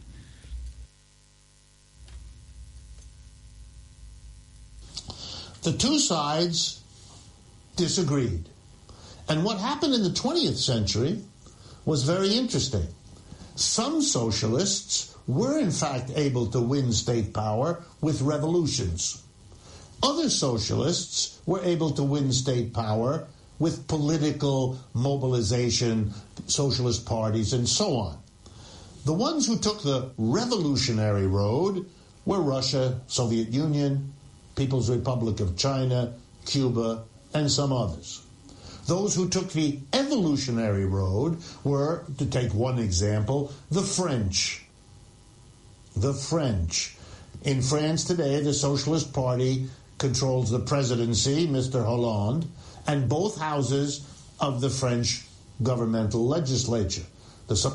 ਸੋ ਦੋਸਤੋ ਉਹ ਰੈਵੋਲੂਸ਼ਨਰੀ ਜਿਹੜੇ ਤਰੀਕੇ ਨੇ ਉਹਦੇ ਵਿੱਚ ਰਸ਼ੀਆ, ਚਾਈਨਾ, ਕਿਊਬਾ ਦੀ ਐਗਜ਼ਾਮਪਲ ਦਿੱਤੀ ਹੈ, ਤੇ ਐਵੋਲੂਸ਼ਨ ਜਿਹੜਾ ਥੋੜਾ ਪੋਲੀਟੀਕਲ ਮੀਨਸ ਹੈ ਉਹ ਉਹਨਾਂ ਨੇ ਫਰਾਂਸ ਦੀ ਐਗਜ਼ਾਮਪਲ ਦਿੱਤੀ ਹੈ। ਤੇ ਹੁਣ ਤੁਸੀਂ ਆਪੇ ਹਿਸਾਬ ਕਿਤਾਬ ਲਾ ਲਓ ਵੀ ਇਸ ਟਾਈਮ ਫਰਾਂਸ ਦੇ ਵਿੱਚ ਸੋਸ਼ਲਿਸਟ ਗਵਰਨਮੈਂਟ ਹੈ, ਤੇ ਉਹਨਾਂ ਦੇ ਕੰਮ ਜਿਹੜੇ ਤੁਸੀਂ ਵੇਖਿਓ ਕਿਸੇ ਵੀ ਕੈਪੀਟਲਿਸਟ, ਕਿਸੇ ਇੰਪੀਰੀਅਲਿਜ਼ਮ ਨਾਲੋਂ ਕਿਸੇ ਨਾਲੋਂ ਘੱਟ ਨਹੀਂ ਹੈ, ਰਾਈਟ ਵਾਲੇ ਪਾਸੇ ਨੇ ਸੈਂਟਰ ਤੋਂ ਬਿਲਕੁਲ, ਔਰ ਅੱਗੇ ਗੱਲ ਕਰਨਗੇ ਜੀ। Socialist Party is the dominant political organization in that country. So socialists in France captured the power in an evolutionary way with political parties, whereas socialists in Russia and China did it by means of revolution. Sorry, ਉਹਦੇ ਨਾਲ ਮੈਂ ਇਹ ਵੀ add ਕਰਨਾ ਚਾਹੁੰਦਾ ਕਿ ਇਸ time ਦਾ China ਵੀ ਕਿਸੇ ਤਰੀਕੇ ਨਾਲ ਸੋਸ਼ਲਿਸਟ ਮੁਲਕ ਨਹੀਂ ਹੈਗਾ। It's a very well developed, communist ਹੋਣਾ ਤੇ ਬੜੀ ਦੂਰ ਦੀ ਗੱਲ ਹੈ, ਕਮਿਊਨਿਸਟ ਤੇ ਉਹ ਤੇ ਬਾਅਦ ਦੀ ਸਟੇਜ ਹੈ। ਸੋ ਚਾਈਨਾ ਵੀ ਕਿਸੇ ਤਰੀਕੇ ਦੇ ਨਾਲ, ਹਾਂ ਉਹਨਾਂ ਨੇ ਰਿਫਾਰਮ ਜ਼ਰੂਰ ਕੀਤੇ ਆ, ਠੀਕ ਆ, ਉੱਥੇ ਕਿਸੇ ਹੱਦ ਤੱਕ ਜਿਹੜੀ ਬਿਲਕੁਲ ਹੇਠਾਂ ਦੀ ਗਰੀਬੀ ਨਹੀਂ ਹੈ, ਪਰ ਉਹ ਕਿਸੇ ਵੀ ਤਰੀਕੇ ਨਾਲ ਇੱਕ ਸੋਸ਼ਲਿਸਟ ਸਟੇਟ ਨਹੀਂ ਹੈ। ਕਮਿਊਨਿਜ਼ਮ ਤੇ ਬਹੁਤ ਬਾਅਦ ਦੀ ਗੱਲ ਹੈ ਜੀ। In other words, socialists in some places went one way, in other places another way. But notice they all went to capture the state to make the transition. What's really remarkable and has to be understood by everybody who wants to think clearly about this is that once in power, whether by revolution or by evolution, no socialists made the transition. That is, ਦੋਸਤੋ ਆਹ ਜਿਹੜਾ point ਆ ਮੇਰੇ ਖਿਆਲ most important ਆ ਵੀ ਇਹਨਾਂ ਦੋਨਾਂ ਦੇ ਵਿੱਚ, ਚਾਹੇ ਉਹ ਐਵੋਲੂਸ਼ਨਰੀ ਤੇ ਚਾਹੇ ਰੈਵੋਲੂਸ਼ਨਰੀ, ਕਿਸੇ ਵੀ ਤਰੀਕੇ ਨਾਲ ਕਾਬਜ਼, ਜਦੋਂ ਸਟੇਟ ਕਾਬਜ਼ ਦੇ ਵਿੱਚ ਲਈ ਹੈ, ਕੀ ਉਹਦੀ ਟ੍ਰਾਂਜੀਸ਼ਨ ਹੋਣੀ ਸੀ, ਉਹ ਹੋ ਸਕੀ? ਤੇ ਇਹਨਾਂ ਦੇ ਖਿਆਲ ਨਾਲ ਨਹੀਂ ਹੈ। ਅਸੀਂ ਵੀ ਉਹਨਾਂ ਨਾਲ ਸਹਿਮਤ ਹਾਂ, ਅੱਗੇ ਜਾ ਕੇ ਐਕਸਪਲੇਨ ਕਰਨਗੇ। Either they could not or they would not use the government in the way they had intended to make the transition. What did they do? Well, let's go through it, and this is not complicated. In the case of the socialists who took power evolutionary-wise, that is like the French or the Germans or the Italians or the Spanish or many others, Swedes and so forth, when they took power, all that they did was to subject capitalism, the capitalism in which they had come to power, to a great deal of government regulation. That so ਦੋਸਤੋ ਜਿਹੜੇ evolutionary ਤਰੀਕੇ ਦੇ ਨਾਲ, ਚਾਹੇ France ਹੋ ਗਿਆ, ਚਾਹੇ Germany ਹੋ ਗਿਆ, ਜਰਮਨੀ ਦੇ ਵਿੱਚ SDP, ਸੋਸ਼ਲਿਸਟ ਡੈਮੋਕ੍ਰੈਟਿਕ ਪਾਰਟੀ, ਔਰ ਇਹਦੇ ਵਿੱਚ ਕੋਈ ਸ਼ੱਕ ਨਹੀਂ ਕਿ ਜਿਹੜਾ ਖਾਸ ਕਰਕੇ ਜਰਮਨੀ ਦੇ ਵਿੱਚ ਜਿਹੜਾ ਵਰਕਰ ਦਾ ਖਿਆਲ ਆ ਉਹ ਬਹੁਤ ਵਧੀਆ ਤਰੀਕੇ ਨਾਲ, ਦੁਨੀਆ ਦੇ ਸਭ ਤੋਂ ਵੈਲ ਪੇਡ ਤੇ ਜਿਹੜਾ ਉਹਨਾਂ ਦਾ ਜਿਹੜਾ ਵੈਲਫੇਅਰ ਸਿਸਟਮ ਆ ਉਹ ਬਹੁਤ ਵਧੀਆ ਹੈਗਾ ਆ। ਪਰ ਸਿਰਫ ਗਵਰਨਮੈਂਟ ਨੇ ਰੂਲ ਬਣਾਏ ਕਿ ਜਿਹੜਾ ਵਰਕਿੰਗ ਕਲਾਸ ਆ ਉਹਨਾਂ ਦਾ ਖਿਆਲ ਰੱਖਿਆ ਜਾਵੇ, ਪਰ ਜਿਹੜਾ ਕੈਪੀਟਲਿਸਟ ਸਿਸਟਮ ਆ, ਜਿਹੜਾ ਸਰਮਾਏਦਾਰ ਆ, ਉਵੇਂ ਦਾ ਉਵੇਂ ਰਿਹਾ। ਲੋਕਾਂ ਦੇ ਵਰਕਰ ਦੇ ਹੱਥ ਜਿਹੜੀ ਪਾਵਰ ਆ ਉਹ ਬਿਲਕੁਲ ਕਿਸੇ ਤਰੀਕੇ ਨਾਲ ਉਹ ਨਹੀਂ ਲਿਆ ਸਕੇ, ਇਸ ਕਰਕੇ ਉਹਨੂੰ ਫੇਲੀਅਰ ਦੱਸ ਰਹੇ ਨੇ ਜੀ। Is they left most of the industries in the hands of the private capitalists who already owned and operated the industrial businesses. They left them alone in the sense of owning, operating, and directing their businesses. All they did was to limit them, to pass laws and ਦੋਸਤੋ ਜੇ ਹਿੰਦੁਸਤਾਨ ਦੇ ਮਾਮਲੇ 'ਚ ਇਹ ਗੱਲ ਸੋਚਣੀ ਹੈ ਤੇ ਤੁਹਾਡੇ ਸਾਹਮਣੇ ਜਦੋਂ ਆਪ ਵਾਲੇ ਇਨਕਲਾਬ ਜ਼ਿੰਦਾਬਾਦ ਦੇ ਨਾਅਰੇ ਲਾਉਂਦੇ ਨੇ ਆਮ ਆਦਮੀ ਪਾਰਟੀ ਵਾਲੇ, ਸੋ ਇੱਕ ਦੂਸਰੇ ਪਾਸੇ ਕੇਜਰੀਵਾਲ ਸਾਹਿਬ ਕਹਿੰਦੇ ਨੇ ਕਿ ਕਰੋਨੀ ਕੈਪੀਟਲਿਜ਼ਮ ਮਾੜਾ ਹੈ, ਪਰ ਕੈਪੀਟਲਿਜ਼ਮ ਨੂੰ ਅਸੀਂ ਨਹੀਂ ਛੇੜਾਂਗੇ, ਐਵੇਂ ਰਹੂਗਾ। ਸੋ ਤੁਹਾਡੇ ਸਾਹਮਣੇ ਹੁਣ ਇਸ ਕਿਸਮ ਦਾ ਇਨਕਲਾਬ ਤੁਹਾਡੇ ਸਾਹਮਣੇ ਹੁਣ ਇਨਕਲਾਬ ਜ਼ਿੰਦਾਬਾਦ, ਵੈਸੇ ਵੀ ਨਾਰਾ ਉਹ ਪੂਰਾ ਨਹੀਂ ਕਰਦੇ ਹੈਗੇ। ਜਿਹੜਾ ਪੂਰਾ ਨਾਰਾ ਇਹ ਹੈਗਾ ਕਿ ਇਨਕਲਾਬ ਜ਼ਿੰਦਾਬਾਦ, ਸਰਮਾਏਦਾਰ ਮੁਰਦਾਬਾਦ। ਸੋ ਉਹ ਇਹ ਤੁਹਾਡੇ ਸਾਹਮਣੇ ਜਦੋਂ ਤੁਸੀਂ ਸਾਰੀ ਗੱਲਬਾਤ ਸੁਣੋਗੇ ਤੇ ਇਹ ਗੱਲਾਂ ਤੁਹਾਨੂੰ ਹਿੰਦੁਸਤਾਨ ਦੇ ਉਹਦੇ ਸੰਦਰਭ ਦੇ ਵਿੱਚ ਵੀ ਸਮਝ ਆ ਜਾਣਗੀਆਂ। Regulations, taxing them, requiring them to give their employees health insurance or 5-week paid vacations every year, or all the other things that are typical of European socialist governments. Okay? So social. ਸੋ ਦੋਸਤੋ ਉਹੀ ਗੱਲ repeat ਹੋ ਰਹੀ ਹੈ ਕਿ ਜਿਹੜੇ ਤੁਹਾਡੇ ਕੰਮ ਕਰਨ ਦੇ ਘੰਟੇ ਨੇ ਜਿਹੜੇ ਉਹ ਫਿਕਸ ਕਰਤੇ ਹੈ, ਉਸ ਤੋਂ ਬਾਅਦ ਮੈਡੀਕਲ ਫ੍ਰੀ ਹੋ ਗਿਆ, ਜਿਹੜੀਆਂ ਸਾਨੂੰ ਸਹੂਲਤਾਂ ਇਸ ਨਿਊਜ਼ੀਲੈਂਡ 'ਚ ਵੀ ਇੱਦਾਂ ਵੀ ਹੈਗੀਆਂ। ਪਰ ਅਨੁਜ ਇਹ ਗੱਲ ਆਪਾਂ ਨੂੰ ਬਿਲਕੁਲ ਧਿਆਨ 'ਚ ਰੱਖਣੀ ਚਾਹੀਦੀ ਹੈ ਕਿ ਜਿਹੜੀ ਵੈਲਫੇਅਰ ਸਟੇਟ, ਨਿਊਜ਼ੀਲੈਂਡ ਵੀ ਵੈਲਫੇਅਰ ਸਟੇਟ ਹੈ, ਉਹਦਾ ਹੋਣ 'ਚ ਆਉਣਾ, ਉਹਦਾ ਸਾਰੇ ਦਾ ਸਾਰਾ ਜਿਹੜਾ ਸ਼੍ਰੇਆ ਆ ਉਹ ਜਿਹੜੀਆਂ ਰੈਵੋਲੂਸ਼ਨਰੀ ਮੂਵਮੈਂਟ ਚੱਲੀਆਂ ਨੇ ਯੂਰਪ ਦੇ ਵਿੱਚ, ਕਿਉਂਕਿ ਜੇ ਇਹ ਰਿਫਾਰਮ ਨਾ ਕਰਦੇ ਤੇ ਅੱਜ ਇਹ ਇੱਥੇ ਸਰਮਾਏਦਾਰ, ਇੱਥੇ ਫਿਊਡਲਿਜ਼ਮ ਵਾਲਾ ਹੀ ਸਿਸਟਮ ਹੋਣਾ ਸੀਗਾ। ਉਹ ਰਿਫਾਰਮ ਇਸ ਕਰਕੇ ਆਇਆ ਕਿਉਂਕਿ ਸਰਮਾਏਦਾਰ ਨੂੰ ਡਰ ਸੀ ਕਿਤੇ ਇਹ ਤਖਤਾ ਹੀ ਨਾ ਪਲਟ ਜਾਵੇ। ਸੋ ਐਨੀਵੇ, ਹਾਂਜੀ, ਇੱਕ ਵੱਖਰਾ ਟੌਪਿਕ ਹੈ। In their minds came to mean government regulation of what is still a private capitalist system. In places like Russia and China, things went a little bit differently. There, the socialists couldn't or wouldn't make the transition to a socialist economy, but they did something different from what the socialists did in the countries where they came to power with evolution. In Russia, China, Cuba, the government took over the enterprises. It didn't leave them in private hands. ਦੋਸਤੋ ਆ ਬੜਾ ਜ਼ਰੂਰੀ point ਹੈ ਜਿੱਥੇ ਉਹ ਗੱਲ ਕਰਦੇ ਆ ਕਿ ਰੈਵੋਲੂਸ਼ਨਰੀ ਇਨਕਲਾਬ ਨਹੀਂ ਅਨੂ ਜੀ, ਉਹ ਦੂਸਰੀ ਜਿਹੜੀ ਕਿ ਇੱਕ ਜਿਹੜੀ ਵੈਲਥ ਆ ਉਹ ਕੈਪੀਟਲਿਸਟ ਦੇ ਕੋਲੇ ਹੈ, ਜਿਹੜਾ ਸਟੇਟ ਕੈਪੀਟਲਿਜ਼ਮ, ਜਿਹੜਾ ਪ੍ਰਾਈਵੇਟ ਕੈਪੀਟਲਿਜ਼ਮ ਹੈ। ਸੋ ਜਿਹੜੀ ਟ੍ਰਾਂਜੀਸ਼ਨ ਹੋਈ ਹੈ, ਜਿਹੜੀ ਉਹਨਾਂ ਨੇ ਐਗਜ਼ਾਮਪਲ ਦਿੱਤੀ ਹੈ ਰਸ਼ੀਆ ਤੇ ਚਾਈਨਾ ਦੇ ਵਿੱਚ, ਜਿਹੜਾ ਪ੍ਰਾਈਵੇਟ ਕੈਪੀਟਲਿਜ਼ਮ ਸੀਗਾ ਉਹਦੇ ਤੋਂ ਸਟੇਟ ਕੈਪੀਟਲਿਜ਼ਮ ਬਣ ਗਿਆ। ਜਿਹੜੀਆਂ ਫੈਕਟਰੀਆਂ ਪ੍ਰਾਈਵੇਟ ਇੰਡੀਵਿਜੂਅਲ ਚਲਾ ਰਹੇ ਸੀ ਉਹ ਹੁਣ ਸਰਕਾਰ ਨੇ ਆਪਣੇ ਹੱਥ ਦੇ ਵਿੱਚ ਲੈ ਲਈਆਂ, ਜਦ ਕਿ ਜਿਹੜਾ ਬਾਕੀ ਫਰਾਂਸ ਤੇ ਜਰਮਨੀ ਦੇ ਵਿੱਚ ਹੋਇਆ ਜਾਂ ਇਟਲੀ ਦੇ ਵਿੱਚ ਹੋਇਆ, ਉਹ ਜਿਹੜਾ ਸੀਗਾ ਉਹਨਾਂ ਨੇ ਜਿਹੜਾ ਕੈਪੀਟਲਿਸਟ ਸਿਸਟਮ ਉਵੇਂ ਦਾ ਉਵੇਂ ਕਾਇਮ ਰੱਖਿਆ, ਸਿਰਫ ਰੈਗੂਲੇਸ਼ਨ ਲੋਕਾਂ ਦੀ ਵੈਲਫੇਅਰ ਵਾਸਤੇ ਬਣਾ ਦਿੱਤੇ ਗਏ। It took ownership and operation of the enterprises in industry and eventually in much of agriculture as well, and made them into government enterprises. The government directly owned and operated the enterprise. That's some. ਸੋ ਦੋਸਤੋ ਕਿਸੇ ਤਰੀਕੇ ਨਾਲ ਤੁਸੀਂ, ਕਿਉਂਕਿ last ਵਾਲੇ programme 'ਚ ਅਸੀਂ licence ਰਾਜ ਦੀ ਗੱਲ ਕਰਦੇ ਸੀ, ਜਿਹੜੀ ਭਾਰਤ ਦੀ ਆਜ਼ਾਦੀ ਤੋਂ ਬਾਅਦ ਜਿਹੜਾ ਕਾਂਗਰਸ ਦਾ ਜਿਹੜਾ ਪ੍ਰੋਗਰਾਮ ਸੀਗਾ, ਕਿਉਂਕਿ ਉਹਨਾਂ ਨੇ ਵੀ ਓਬਵੀਅਸਲੀ ਵੱਖਰੇ ਹੋਣਾ ਸੀਗਾ,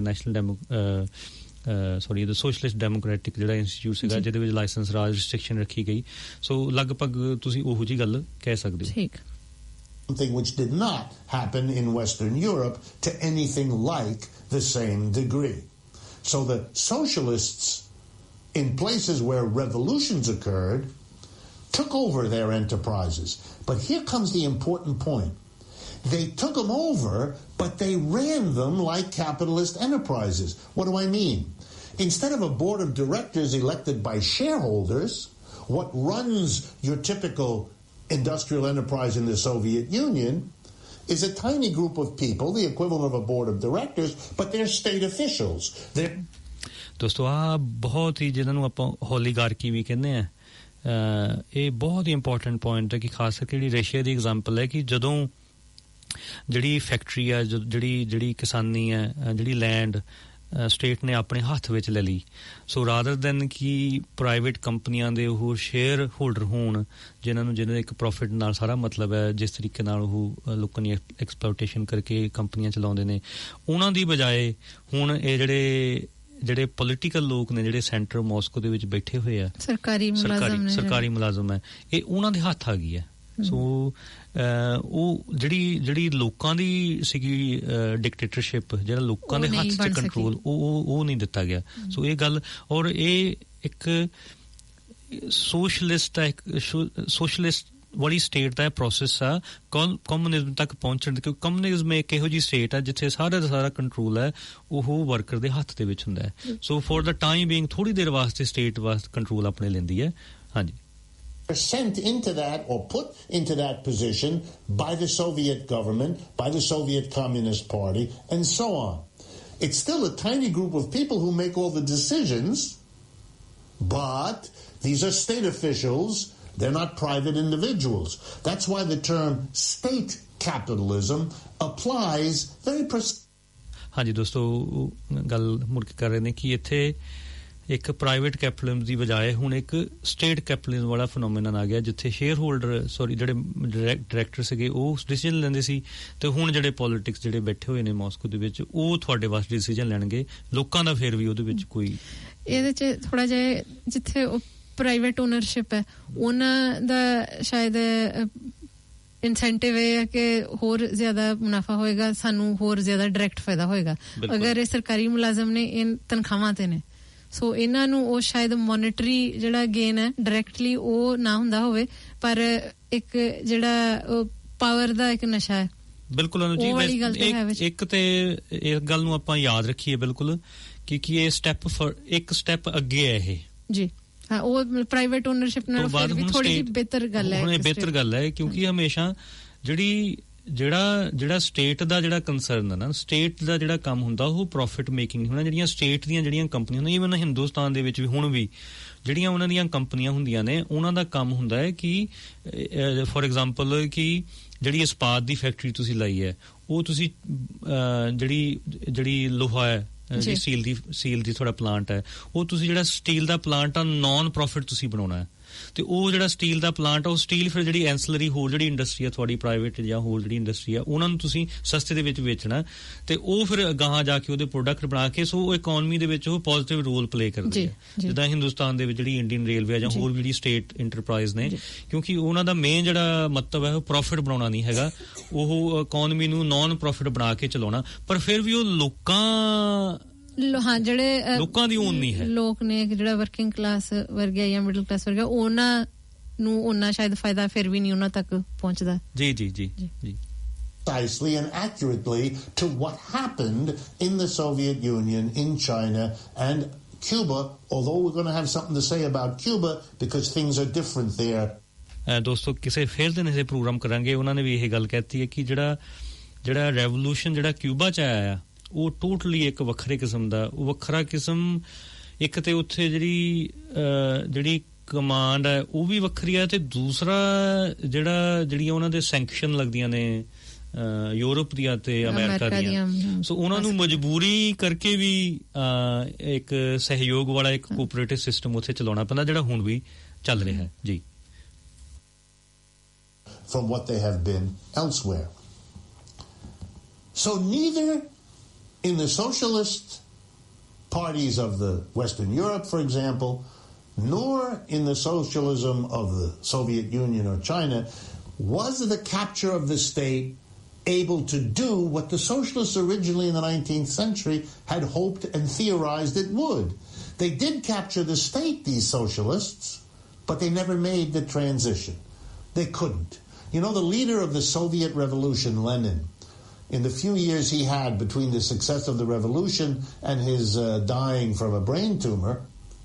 he once made a very famous speech in which he described the Soviet economy that he and his comrades had organized as state capitalism. And he said... ये बहुत important गल है,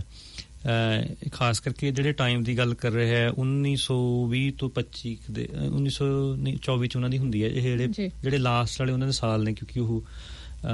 ਬਿਮਾਰੀ ਕਰਕੇ ਬਹੁਤ ਜ਼ਿਆਦਾ ਬਿਮਾਰ ਨੇ, ਔਰ ਉਹ ਇਸ ਗੱਲ ਤੋਂ ਬਹੁਤ ਦੁਖੀ ਨੇ ਕਿ ਤੁਸੀਂ ਇੱਕ ਪ੍ਰਾਈਵੇਟ ਕੈਪੀਟਲਿਜ਼ਮ ਤੋਂ ਲੈ ਕੇ ਤੇ ਤੁਸੀਂ ਇੱਕ ਸਟੇਟ ਕੈਪੀਟਲਿਜ਼ਮ ਬਣਾਤਾ, ਔਰ ਉਹ ਇਸ ਗੱਲ ਦੇ ਵੀ ਹੱਕ 'ਚ ਨੇ, ਉਹ ਆਪਣੇ ਮਰਨ ਤੋਂ ਪਹਿਲਾਂ ਦੱਸ ਕੇ ਜਾਂਦੇ ਨੇ ਕਿ ਦੁਨੀਆ ਐਂ ਹੋ ਜਾਵੇ, ਇਹ ਮੇਰੇ ਜਾਣ ਤੋਂ ਬਾਅਦ ਕਿਸੇ ਸਟਾਲਨ ਦੇ ਹੱਥ ਨਾਲ ਕੰਟਰੋਲ ਦੇ ਦਿਓ, ਔਰ ਅਨਫੋਰਚੂਨੇਟਲੀ ਸਟਾਲਨ ਦੇ ਹੱਥ ਹੀ ਵਾਂਗ ਡੋਰ ਗਈ ਹੈ ਤੇ ਅੱਗੇ। ਹਾਂਜੀ ਜੀ। State capitalism, and he said that was fine and good. He was happy that they had created a state capitalism because he said that was an important step on the road to constructing a socialist economy. He was part of that tradition that saw the capture of the state as a means to get socialism, not as the end. ਦੋਸਤੋ ਫਿਰ ਆਪਣੀ ਗੱਲ ਨੂੰ repeat ਕਰਦੇ ਹਾਂ ਕਿ state ਦੇ capture ਹੋਣ ਤੋਂ ਬਾਅਦ ਤੁਸੀਂ ਆਪਣੇ ਹੱਥ 'ਚ ਸਾਰੀਆਂ ਫੈਕਟਰੀਆਂ ਜਾਂ ਉਤਪਾਦਨ ਦੇ ਸਾਧਨ ਲੈ ਲਏ, ਪਰ ਹੁਣ ਜਿਹੜੀ ਮੇਨ ਜਿਹੜੀ ਟ੍ਰਾਂਜੀਸ਼ਨ ਇਹ ਹੋਣੀ ਸੀਗੀ ਕਿ ਉਹ ਲੋਕਾਂ ਦੇ ਹੱਥਾਂ ਦੇ ਵਿੱਚ ਕਿਵੇਂ ਮੁੜ ਕੇ ਦੇਣੇ ਆ, ਰਾਈਟ। ਉਹਦੇ ਵਿੱਚ ਟ੍ਰਾਂਜੀਸ਼ਨ ਜਿਹੜੀ ਕਰਨ ਵਾਸਤੇ ਇਹ ਜਿਹੜਾ ਰੈਵੋਲੂਸ਼ਨਰੀ ਫੋਰਸਿਸ ਜਿਹੜੀਆਂ ਨੇ ਉਹ ਅਸਫਲ ਰਹੀਆਂ। ਹਾਂਜੀ ਜੀ। And itself Very different was the next leader of Russia, Stalin, who one day in the 1920s made an equally important declaration. He said, socialism has been achieved in the Soviet Union. But here was the point, and this is so important. The economy he was describing was the same one that Lenin had described. It hadn't changed. The Soviet government still owned and operated industries and owned and operated them much as capitalists had owned and operated them before. They had replaced private boards of directors with state officials and commissioners. So they had state capitalism instead of a private capitalism. But the transition to socialism hadn't been made. But yes, Stalin said it has been made. Socialism is when the state owns and operates.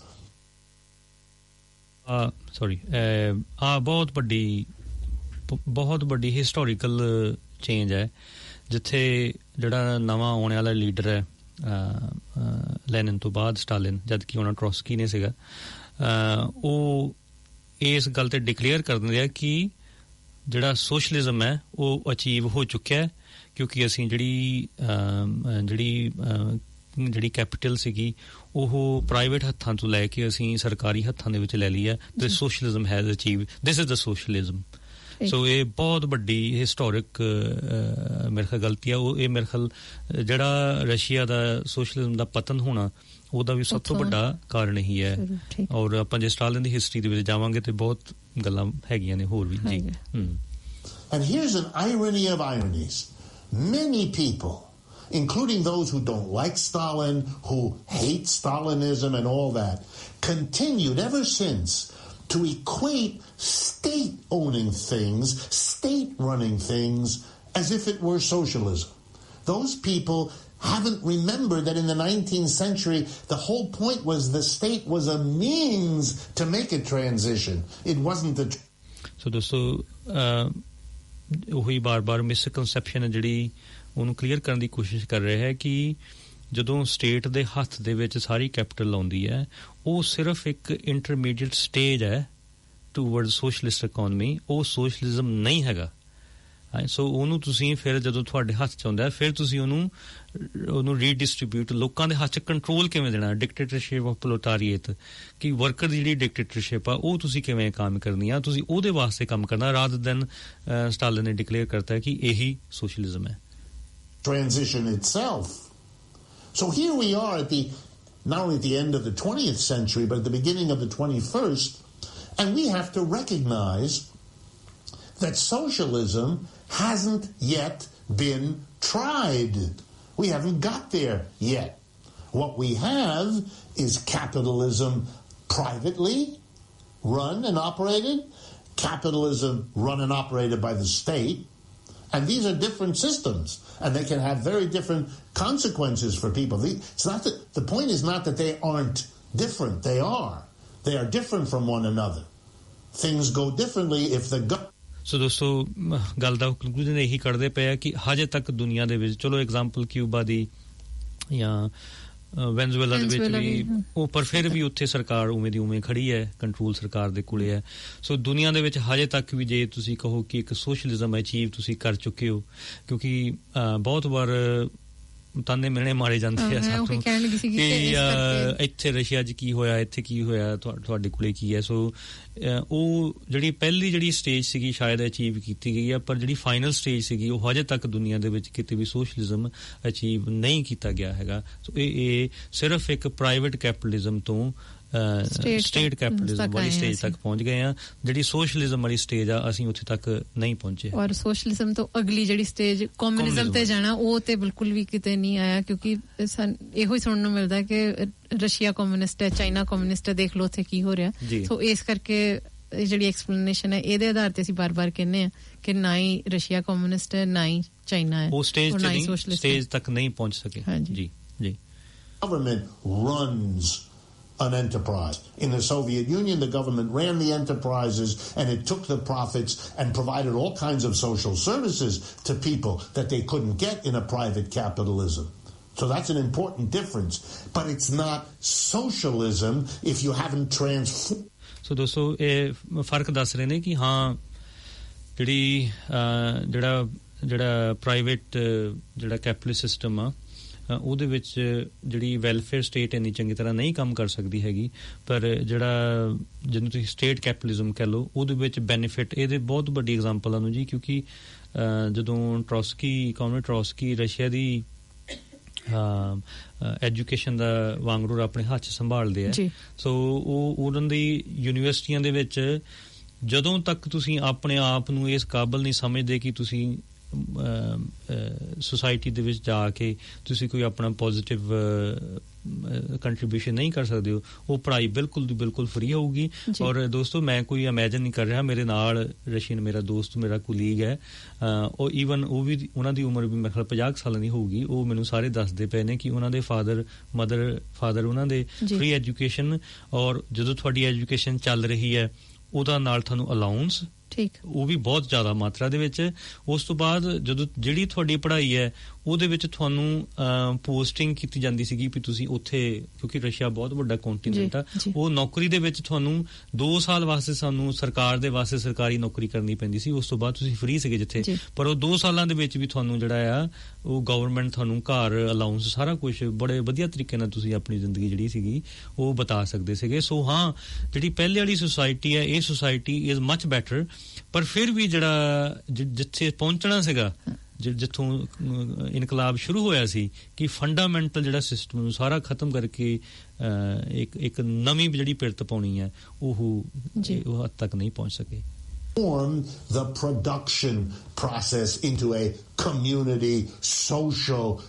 affair if you still run it with a tiny group of people at the top. So that's why it is so interesting that at the beginning of the 21st century, right now, as people become more and more disaffected and disillusioned with capitalism, we notice that the disillusion with capitalism is both a disillusion with private capitalism and a disillusion with state capitalism. And we see it everywhere. In 1989, the Soviet Union fell apart. In the period since, the Chinese economy has become, by everyone's standard, at least a lot more capitalistic than before. So ਦੋਸਤੋ ਉਹ ਗੱਲ ਕਰ ਰਹੇ ਨੇ ਕਿ ਇਹ naturally ਸੀਗਾ ਕਿ ਇਹ ਦੋਨੇ ਸਿਸਟਮ ਦੇ ਵਿੱਚੋਂ ਲੋਕੀ ਜਿਹੜੇ ਨੇ ਉਹ ਉਹਨਾਂ ਨੂੰ ਨਾਰਾਜ਼ਗੀ ਹੋਈ ਹੈ, ਨਿਰਾਸ਼ਾ ਹੋਈ ਹੈ, ਕਿਉਂਕਿ ਦੋਨੇ ਸਿਸਟਮ ਦੇ ਵਿੱਚ ਜਿਹੜਾ ਕੰਮ ਕਰਨ ਦਾ ਤਰੀਕਾ ਕਿਤੇ ਬੈਨੀਫਿਟ ਘੱਟ ਹੈ ਕਿਤੇ ਜ਼ਿਆਦਾ, ਪਰ ਉਹ ਜਿਹੜੀ ਲੋਕਾਂ ਦੀ ਖੁਦ ਮੁਖਤਿਆਰੀ ਆ ਉਹ ਦੋਨਾਂ ਸਿਸਟਮ ਦੇ ਵਿੱਚ ਨਹੀਂ ਹੋਈ। ਔਰ ਉਹਦਾ ਉਹ ਕਾਰਨ ਕਹਿੰਦੇ ਕਿ 1999 ਦੇ ਵਿੱਚ ਜਿਹੜਾ ਰਸ਼ੀਆ ਦਾ ਡਿੱਗਣਾ ਔਰ ਜਿਹੜਾ ਚਾਈਨਾ ਦਾ ਉਹ ਟੋਟਲੀ ਜਿਹੜਾ ਕੈਪੀਟਲਿਸਟ ਸੁਸਾਇਟੀ ਵੱਲੋਂ ਉਹਦਾ ਜਾਣਾ ਉਹ ਕੁਦਰਤੀ ਸੀਗਾ, ਕਿਉਂਕਿ ਉਹ ਸ਼ੁਰੂ ਦੇ ਵਿੱਚ ਹੀ ਉਹ ਸਹੀ ਪਾਸੇ ਲਈ ਤੁਰੀ ਨਹੀਂ ਜੀ। But if you look historically at it, here's what we have. People who called a regulated private capitalism socialism, like the French. Here, even in the United States, we see it. There are large parts of the United States that think that when President Obama pushes the Affordable Care Act through, we have socialism because the government is doing something. The government is right. ਦੋਸਤੋ ਆਹ ਇੱਕ ਬਹੁਤ ਵੱਡੀ misconception, ਔਰ media ਦੇ ਉੱਪਰ ਜਦੋਂ Obama ਦੀ election ਚੱਲ ਰਹੀ ਸੀ ਐਡੇ ਵੱਡੇ ਤਰੀਕੇ ਦੇ ਨਾਲ ਉਹਦੇ ਵਿਰੋਧ ਲੋਕਾਂ ਨੂੰ ਖੜੇ ਕਰਨ ਵਾਸਤੇ ਪ੍ਰੋਪੇਗੈਂਡਾ ਕੀਤਾ ਆ ਕਿ ਇਹ ਕਮਿਊਨਿਸਟ ਵਾ, ਇਹ ਸੋਸ਼ਲਿਸਟ ਵਾ, ਜਦ ਕਿ ਉਹਦਾ ਕਿਸੇ ਵੀ ਤਰੀਕੇ ਦੇ ਨਾਲ ਕਿਸੇ ਉਹਦਾ ਇੱਕ ਕੰਮ ਨਹੀਂ, ਉਹ ਬੁਸ਼ ਨਾਲੋਂ ਵੀ ਕਿਤੇ ਜ਼ਿਆਦਾ ਵਰਸਟ ਐਵਰ ਪ੍ਰੈਜ਼ੀਡੈਂਟ ਵਾ ਉਹ। ਔਰ ਕਿਸੇ ਵੀ ਤਰੀਕਾ ਹੁਣ ਵੀ ਜਿਹੜਾ ਬਰਨੀ ਸੈਂਡਰਸ ਦੇ ਬਾਰੇ ਵੀ ਉਹਨੂੰ ਬਾਰ-ਬਾਰ ਕਿਹਾ ਜਾਂਦਾ ਵੀ ਉਹ ਸੋਸ਼ਲਿਸਟ ਵਾ, ਉਹਦਾ ਵੀ ਸੋਸ਼ਲਿਜ਼ਮ ਨਾਲ ਕੋਈ ਕੰਸਰਨ ਨਹੀਂ ਹੈਗਾ, ਉਹ ਫਿਰ ਵੀ ਉਹੀ ਸਰਮਾਇਰਾਂ ਦੇ ਉਹਨਾਂ ਹੱਥਾਂ 'ਚ ਜਾ ਕੇ ਉਹਨੇ ਵਿਕਣਾ ਹੈਗਾ ਆ। ਸੋ ਬੜਾ ਕੇਅਰਫੁਲ ਹੋ ਕੇ ਜਿਹੜੀਆਂ ਜੱਜਮੈਂਟ ਸਾਨੂੰ ਕਰਨੀਆਂ ਪੈਣਗੀਆਂ, ਜਿਹੜਾ ਪ੍ਰੋਪੇਗੈਂਡਾ ਕਿਸ ਤਰੀਕੇ ਨਾਲ ਕੀਤਾ ਜਾਂਦਾ, ਪਰ ਐਕਚੁਅਲ ਦੇ ਵਿੱਚ ਉਹਦਾ ਫੈਕਟ ਕੀ ਹੈ। The government is controlling. That's a way of thinking about socialism that's quite similar to what you have in Western Europe when the government controls and regulates, even though private capitalists own and operate all the key enterprises in the society. Capitalists own all the key medical companies, all the key medical institutions in our society. The government is regulating and assisting them, but it leaves it in private hands. Yet people are more and more pulling away from this regulated capitalism because it doesn't work. The regulations can be manipulated, withdrawn, watered down, etc. So people have become disillusioned with the state capitalism of Russia, China, and so on that called itself socialism. ਸੋ ਦੋਸਤੋ ਆਪਾਂ ਇਸ ਗੱਲ ਦਾ conclusion ਇਹੀ ਕਰਦੇ ਹਾਂ ਕਿ ਹਜੇ ਤੱਕ ਸੋਸਾਇਟੀ ਦਾ ਦੁਨੀਆ ਦੇ ਵਿੱਚ ਔਰ ਅਨੂ ਜੀ ਜਿਹੜਾ ਕੈਪੀਟਲਿਜ਼ਮ ਦਾ ਜਿਹੜਾ ਚਿਹਰਾ ਮੋਰਾ ਸੀਗਾ ਉਹ ਹੋਰ ਵੀ ਉਹ ਕਰੋਨੀ ਕੈਪੀਟਲਿਜ਼ਮ ਕੀ ਨਿਊਲਿਮ ਬਹੁਤ ਹੀ ਖਤਰਨਾਕ ਉਹਦਾ ਜਿਹੜਾ ਰੂਪ ਆ ਉਹ ਬਣਦਾ ਜਾ ਰਿਹਾ ਹੈ ਆਪਾਂ ਮੇਰੇ ਖਿਆਲ ਹੁਣ ਅਗਲੇ ਬੇਸਿਕਲੀ ਉਹ ਇਹੀ ਦੱਸ ਰਹੇ ਨੇ ਕਿ ਜਿਹੜੀ ਇੱਕ ਆਈਡੀਅਲਿਸਟਿਕ ਜਿਹੜੀ ਸੋਸ਼ਲਿਸਟ ਸੋਸਾਇਟੀ ਸੀਗੀ ਉਹ ਕਿਤੇ ਵੀ ਅਚੀਵ ਨਹੀਂ ਹੋਈ ਹੈਗੀ ਹਾਂ ਇੱਕ ਸਟੈਪ ਜ਼ਰੂਰ ਲਿਆ ਗਿਆ ਸੀਗਾ ਪਰ ਲੋਕੀ ਇਸ ਗੱਲ ਦੇ ਵਿੱਚੋਂ ਦੋਨਾਂ ਦੇ ਵਿੱਚੋਂ ਇਹ ਡਿਸਲੂਜਨ ਨੇ ਪਰ ਹੌਲੀ ਹੌਲੀ ਉਧਰ ਨੂੰ ਮੇਰਾ ਖਿਆਲ ਆ ਵੀ ਇਸ ਟਾਈਮ ਦੇ ਉੱਪਰ ਤੇ ਸਭ ਤੋਂ ਜ਼ਿਆਦਾ ਜ਼ਰੂਰਤ ਹੈ ਜਿਸ ਹਿਸਾਬ ਦੇ ਨਾਲ ਦੁਨੀਆ ਦੇ ਵਿੱਚ ਐਕਸਪਲੋਇਟੇਸ਼ਨ ਵੱਧ ਰਹੀ ਹੈ ਜਿਸ ਹਿਸਾਬ ਦੇ ਨਾਲ এনवायरमेंट ਦਾ ਜਿਹੜਾ ਸਤਿਆਨਾਸ਼ ਕੀਤਾ ਜਾ ਰਿਹਾ ਹੈ ਕਿਉਂਕਿ ਜੇ ਧਰਤੀ ਹੀ ਨਾ ਰਹੂਗੀ ਮਾਤਾ ਧਰਤ ਮਹਾਤੀ ਨਾ ਰਹੂਗੀ ਤੇ ਫਿਰ ਇਹ ਇਨਸਾਨ ਤੇ ਇੱਥੇ ਦੇ ਪੌਦੇ ਉਹ ਜਿਹੜਾ ਕੈਪੀਟਲਿਸਟ ਸਿਸਟਮ ਦਾ ਜਿਹੜਾ ਸਭ ਤੋਂ ਜਿਹੜਾ ਖਤਰਨਾਕ ਪੱਖ ਹੈ ਉਹ ਜਿਹੜਾ এনवायरमेंट ਦੇ ਉੱਪਰ ਜਿਹੜੀ ਧਰਤੀ ਮਾਂ ਧਰਤੀ ਤੇ ਅਸੀਂ ਰਹਿੰਦੇ ਆ ਉਹਨੂੰ ਹੌਲੀ ਹੌਲੀ ਉਹ ਮਰ ਰਹੀ ਹੈ ਉਹਨੂੰ ਖਤਮ ਕੀਤਾ ਜਾ ਰਿਹਾ ਹੈ ਸੋ ਆਪਾਂ ਨੂੰ ਇਸ ਗੱਲਾਂ ਦੇ ਬਾਰੇ ਸੁਚੇਤ ਹੋਣਾ ਚਾਹੀਦਾ ਤੇ ਜਿਹੜੇ ਸੰਘਰਸ਼ ਚੱਲ ਰਹੇ ਨੇ ਉਹਨਾਂ ਦੇ ਵਿੱਚ ਸ਼ਾਮਲ ਹੋਣਾ ਚਾਹੀਦਾ ਜੀ ਬਿਲਕੁਲ এনवायरमेंट ਦੀ ਜਿਹੜੀ ਗੱਲ ਤੁਸੀਂ ਕੀਤੀ ਹੈ ਉਹਦੇ ਹਵਾਲੇ ਤੋਂ ਅਗਰ ਕਰੰਟ ਜੋ ਚੱਲ ਰਿਹਾ ਖਾਸ ਕਰਕੇ ਦਿੱਲੀ ਵਿੱਚ ਉਹਦਾ ਮੈਂ ਥੋੜੀ ਜਿਹੀ ਗੱਲ ਕਰਨੀ ਚਾਹਾਂਗੀ ਕਿ ਜਿਹੜੀ ਉਹਦਾ ਆਰਟ ਆਫ ਲਿਵਿੰਗ ਸੰਸਥਾ ਦੇ ਜਿਹੜੇ ਆਗੂ ਨੇ ਸ਼੍ਰੀ ਰਵੀ ਸ਼ੰਕਰ ਪਹਿਲਾਂ ਤਾਂ ਮੈਨੂੰ ਇਹ ਨਹੀਂ ਸਮਝ ਆਉਂਦੀ ਕਿ ਜੇ ਕੋਈ ਇੰਨਾ ਸਪਿਰਿਚੁਅਲ ਹੈ ਕੋਈ ਬਹੁਤ ਕਾਰਜਸ਼ੀਲ ਵਿਅਕਤੀ ਉਹਨੂੰ ਆਪਣੇ ਨਾਂ ਦੇ ਅੱਗੇ ਦੋ ਵਾਰੀ ਸ਼੍ਰੀ ਕਿਉਂ ਲਾਉਣਾ ਪੈਂਦਾ ਖੈਰ ਉਹਨਾਂ ਨੇ ਜਿਹੜਾ ਪਿਛਲੇ 3 ਦਿਨਾਂ ਵਿੱਚ ਵਰਲਡ ਕਲਚਰ ਫੈਸਟੀਵਲ ਕੀਤਾ ਦਿੱਲੀ ਵਿੱਚ ਉਹਦੇ ਤੁਸੀਂ ਖੁਦ ਜਾ ਕੇ ਵੀ ਦੇਖ ਲਿਓ ਫੁਟੇਜ ਬਹੁਤ ਹੈ ਖਬਰਾਂ ਬਹੁਤ ਨੇ YouTube ਤੇ ਵੀਡੀਓਜ਼ ਨੇ ਕਿ ਕਿਸ ਤਰ੍ਹਾਂ ਉਹ ਜਮਨਾ ਦੇ ਆਸੇ-ਪਾਸੇ ਜਿਹੜੀ ਬਿਲਕੁਲ ਫਰਟਾਈਲ ਜ਼ਮੀਨ ਹੈ ਔਰ ਜਿਹਦੇ ਵਿੱਚ ਫਸਲਾਂ ਵੀ ਉੱਗੀਆਂ ਹੋਈਆਂ ਨੇ ਉਹਦੇ ਤੇ ਬੁਲਡੋਜ਼ਰ ਚਲਾ ਕੇ ਉੱਥੇ ਉਹਨਾਂ ਦਾ ਸਾਰਾ ਸਟੇਜ ਵਗੈਰਾ ਬਣਾਇਆ ਗਿਆ ਜਿਹਦੇ ਵਿੱਚ ਦੱਸਿਆ ਜਾਂਦਾ ਕਿ 155 ਦੇਸ਼ਾਂ ਤੋਂ 35 ਲੱਖ ਤੋਂ ਵੱਧ ਲੋਕਾਂ ਦੀ ਉੱਥੇ ਗੈਦਰਿੰਗ ਹੋਈ ਹੈ ਬਿਲਕੁਲ ਔਰ ਇਹਦੇ ਵਿੱਚ ਦਿੱਲੀ ਦੇ ਚੀਫ ਮਿਨਿਸਟਰ ਅਰਵਿੰਦ ਕੇਜਰੀਵਾਲ ਵੀ ਗਏ ਨੇ ਔਰ ਉਹਨਾਂ ਨੇ ਕੋਈ ਬਿਆਨ ਨਹੀਂ ਦਿੱਤਾ ਕਿ ਜਿਹੜਾ ਜਮਨਾ ਦੇ ਪਾਣੀ ਦਾ ਨੁਕਸਾਨ ਹੋਇਆ ਹੈ ਜਿਹੜਾ ਉੱਥੇ ਧਰਤੀ ਤੇ এনवायरमेंट ਦਾ ਆਸੇ-ਪਾਸੇ ਜਿੰਨੀ ਵੀ ਉੱਥੇ ਜੀਵ ਜੰਤੂ ਨੇ ਉਹ ਜੋ ਨੁਕਸਾਨ ਹੋਇਆ ਉਹ ਆਉਂਦੇ ਕਈ ਸਾਲਾਂ ਤੱਕ ਮੇਰਾ ਖਿਆਲ ਹੈ ਉਹ ਕੰਪਨਸੇਟ ਨਹੀਂ ਹੋ ਸਕੇਗਾ ਜਮਨਾ ਦੀ ਤੇ ਪਹਿਲੀ ਬੁਰੀ ਹਾਲਤ ਹੈ ਫਿਰ ਵੀ ਹਾਂਜੀ ਫਿਰ ਔਰ ਦੱਸਿਆ ਜਾ ਰਿਹਾ ਕਿ 200 ਦੇ ਕਰੀਬ ਕਿਸਾਨ ਪਰਿਵਾਰ ਐਸੇ ਨੇ ਜਿਨ੍ਹਾਂ ਦੀ ਜ਼ਮੀਨ ਔਰ ਜਿਨ੍ਹਾਂ ਦੀਆਂ ਫਸਲਾਂ ਖਰਾਬ ਕਰ ਦਿੱਤੀਆਂ ਗਈਆਂ ਨੇ ਇਹ ਸਾਰੇ ਕਾਸੇ ਵਿੱਚ ਇਹ ਸ਼੍ਰੀ ਰਵੀ ਸ਼ੰਕਰ ਹੋਰਾਂ ਨੇ ਉਹਨਾਂ ਨੂੰ ਕੰਪਨਸੇਟ ਵੀ ਕੀਤਾ ਇੱਕ ਕਿਸਾਨ ਪਰਿਵਾਰ ਨੇ ਇਹ ਬਿਆਨ ਦਿੱਤਾ ਹੈ ਔਨ ਰਿਕਾਰਡ ਕਿ ਉਹਨਾਂ ਦੀ ਜਿਹੜੀ ਫਸਲ ਤਬਾਹ ਕੀਤੀ ਗਈ ਹੈ ਉਹਦੇ ਉੱਪਰ ਉਹ 2.25 ਲੱਖ ਰੁਪਇਆ ਖਰਚ ਚੁੱਕੇ ਸਨ ਫਸਲ ਹਲੇ ਤਿਆਰ ਨਹੀਂ ਸੀ ਉਹਨਾਂ ਨੂੰ ਮੁਆਵਜ਼ਾ ਦਿੱਤਾ ਗਿਆ ਹੈ ਜੀ 26,000 ਰੁਪਇਆ 2.25 ਲੱਖ ਰੁਪਏ ਦੇ ਮੁਕਾਬਲੇ ਸੋ ਇਸ ਤਰ੍ਹਾਂ ਦੇ 200 ਪਰਿਵਾਰ ਦੱਸੇ ਜਾ ਰਹੇ ਨੇ ਔਰ ਅਰਵਿੰਦ ਕੇਜਰੀਵਾਲ ਹੋਰਾਂ ਨੇ ਇਹ ਰੋਕਣਾ ਤੇ ਕੀ ਸੀ ਸਾਰਾ ਕੁਝ ਉਹ ਖੁਦ ਉਸ ਸਮਾਗਮ 'ਚ ਜਾ ਕੇ ਸ਼ਾਮਲ ਹੋਏ ਨੇ ਔਰ ਸਟੇਜ ਤੋਂ ਜਾ ਕੇ ਸਪੀਚ ਇਹ ਦਿੱਤੀ ਹੈ ਕਿ ਰਵੀ ਸ਼ੰਕਰ ਜਿਹੜੇ ਨੇ ਮੇਰਾ ਖਿਆਲ ਮੈਂ ਅੱਜ ਤੋਂ ਬਾਅਦ ਉਹਨਾਂ ਦੇ ਨਾਮ ਦੇ ਅੱਗੇ ਸ਼੍ਰੀ ਨਹੀਂ ਲਾ ਇੱਕ ਵੀ ਸ਼੍ਰੀ ਨਹੀਂ ਲਾਵਾਂਗੀ ਦੋ ਤੇ ਬੜੀ ਦੂਰ ਦੀ ਗੱਲ ਹੈ ਰਵੀ ਸ਼ੰਕਰ ਨੇ ਜਿਹੜੇ ਉਹ ਮਦਦ ਕਰ ਸਕਦੇ ਨੇ ਦਿੱਲੀ ਸਰਕਾਰ ਦੀ ਜਮਨਾ ਨੂੰ ਸਾਫ਼ ਕਰਨ ਲਈ ਤੁਸੀਂ ਪਹਿਲੇ ਉਹਨਾਂ ਨੂੰ ਉੱਥੇ ਗਾਂਧੀ ਕਿਉਂ ਪਾਉਣ ਦਿੱਤਾ ਜੇ ਪਹਿਲਾਂ ਹੀ ਇੰਨਾ ਗੰਦਾ ਹੋਰ ਕਿਉਂ ਪਾਉਣ ਦਿੰਦੇ ਹੋ ਇਜਾਜ਼ਤ ਕਿਉਂ ਦਿੱਤੀ ਗਈ ਉਹਨਾਂ ਨੂੰ ਉਹ ਸਾਰਾ ਕੁਝ ਕਰਨ ਦੀ ਤੋ ਇਹ ਨੇ ਜੀ ਅਰਵਿੰਦ ਕੇਜਰੀਵਾਲ ਆਮ ਆਦਮੀ ਪਾਰਟੀ ਵਾਲੇ ਜਿਨ੍ਹਾਂ ਨੇ ਇਨਕਲਾਬ ਲਿਆਉਣਾ ਹੈ ਕਰਪਟ ਲੋਕਾਂ ਨਾਲ ਰਲ ਕੇ ਕਰਪਸ਼ਨ ਵੈਸੇ ਵੀ ਇਹ ਜਿਹੜੀ ਕਰਪਸ਼ਨ ਹੈ এনवायरमेंट ਹੈ ਇਹ ਜਿਹੜੇ ਰਵੀ ਸ਼ੰਕਰ ਵਰਗੇ ਜਿਹੜੇ ਮਹਾਤਮਾ ਪੈਦਾ ਹੁੰਦੇ ਨੇ ਸੋ ਕਾਲਡ ਇਹ ਸਾਰੇ ਦੇ ਸਾਰੇ ਇੱਕ ਸਿਸਟਮ ਹੈ ਜਿਹੜਾ ਸਾਰੀ ਦੁਨੀਆ ਦੇ ਵਿੱਚ ਚੱਲ ਰਿਹਾ ਹੈ ਕੈਪੀਟਲਿਸਟ ਸਿਸਟਮ ਜਾਂ ਫ੍ਰੀ ਮਾਰਕੀਟ ਸਿਸਟਮ ਜੋ ਵੀ ਕਹਿੰਦੇ ਨੇ, ਸਰਮਾਏਦਾਰੀ ਦਾ ਸਿਸਟਮ ਹੈ, ਇਹ ਸਾਰੇ ਉਹਨਾਂ ਦੇ ਸਿੰਪਟਮ ਨੇ। ਕਦੇ ਹੋ ਹੀ ਨਹੀਂ ਸਕਦਾ, ਇਹ ਮੈਂ ਮੰਨ ਹੀ ਨਹੀਂ ਸਕਦਾ ਕਿ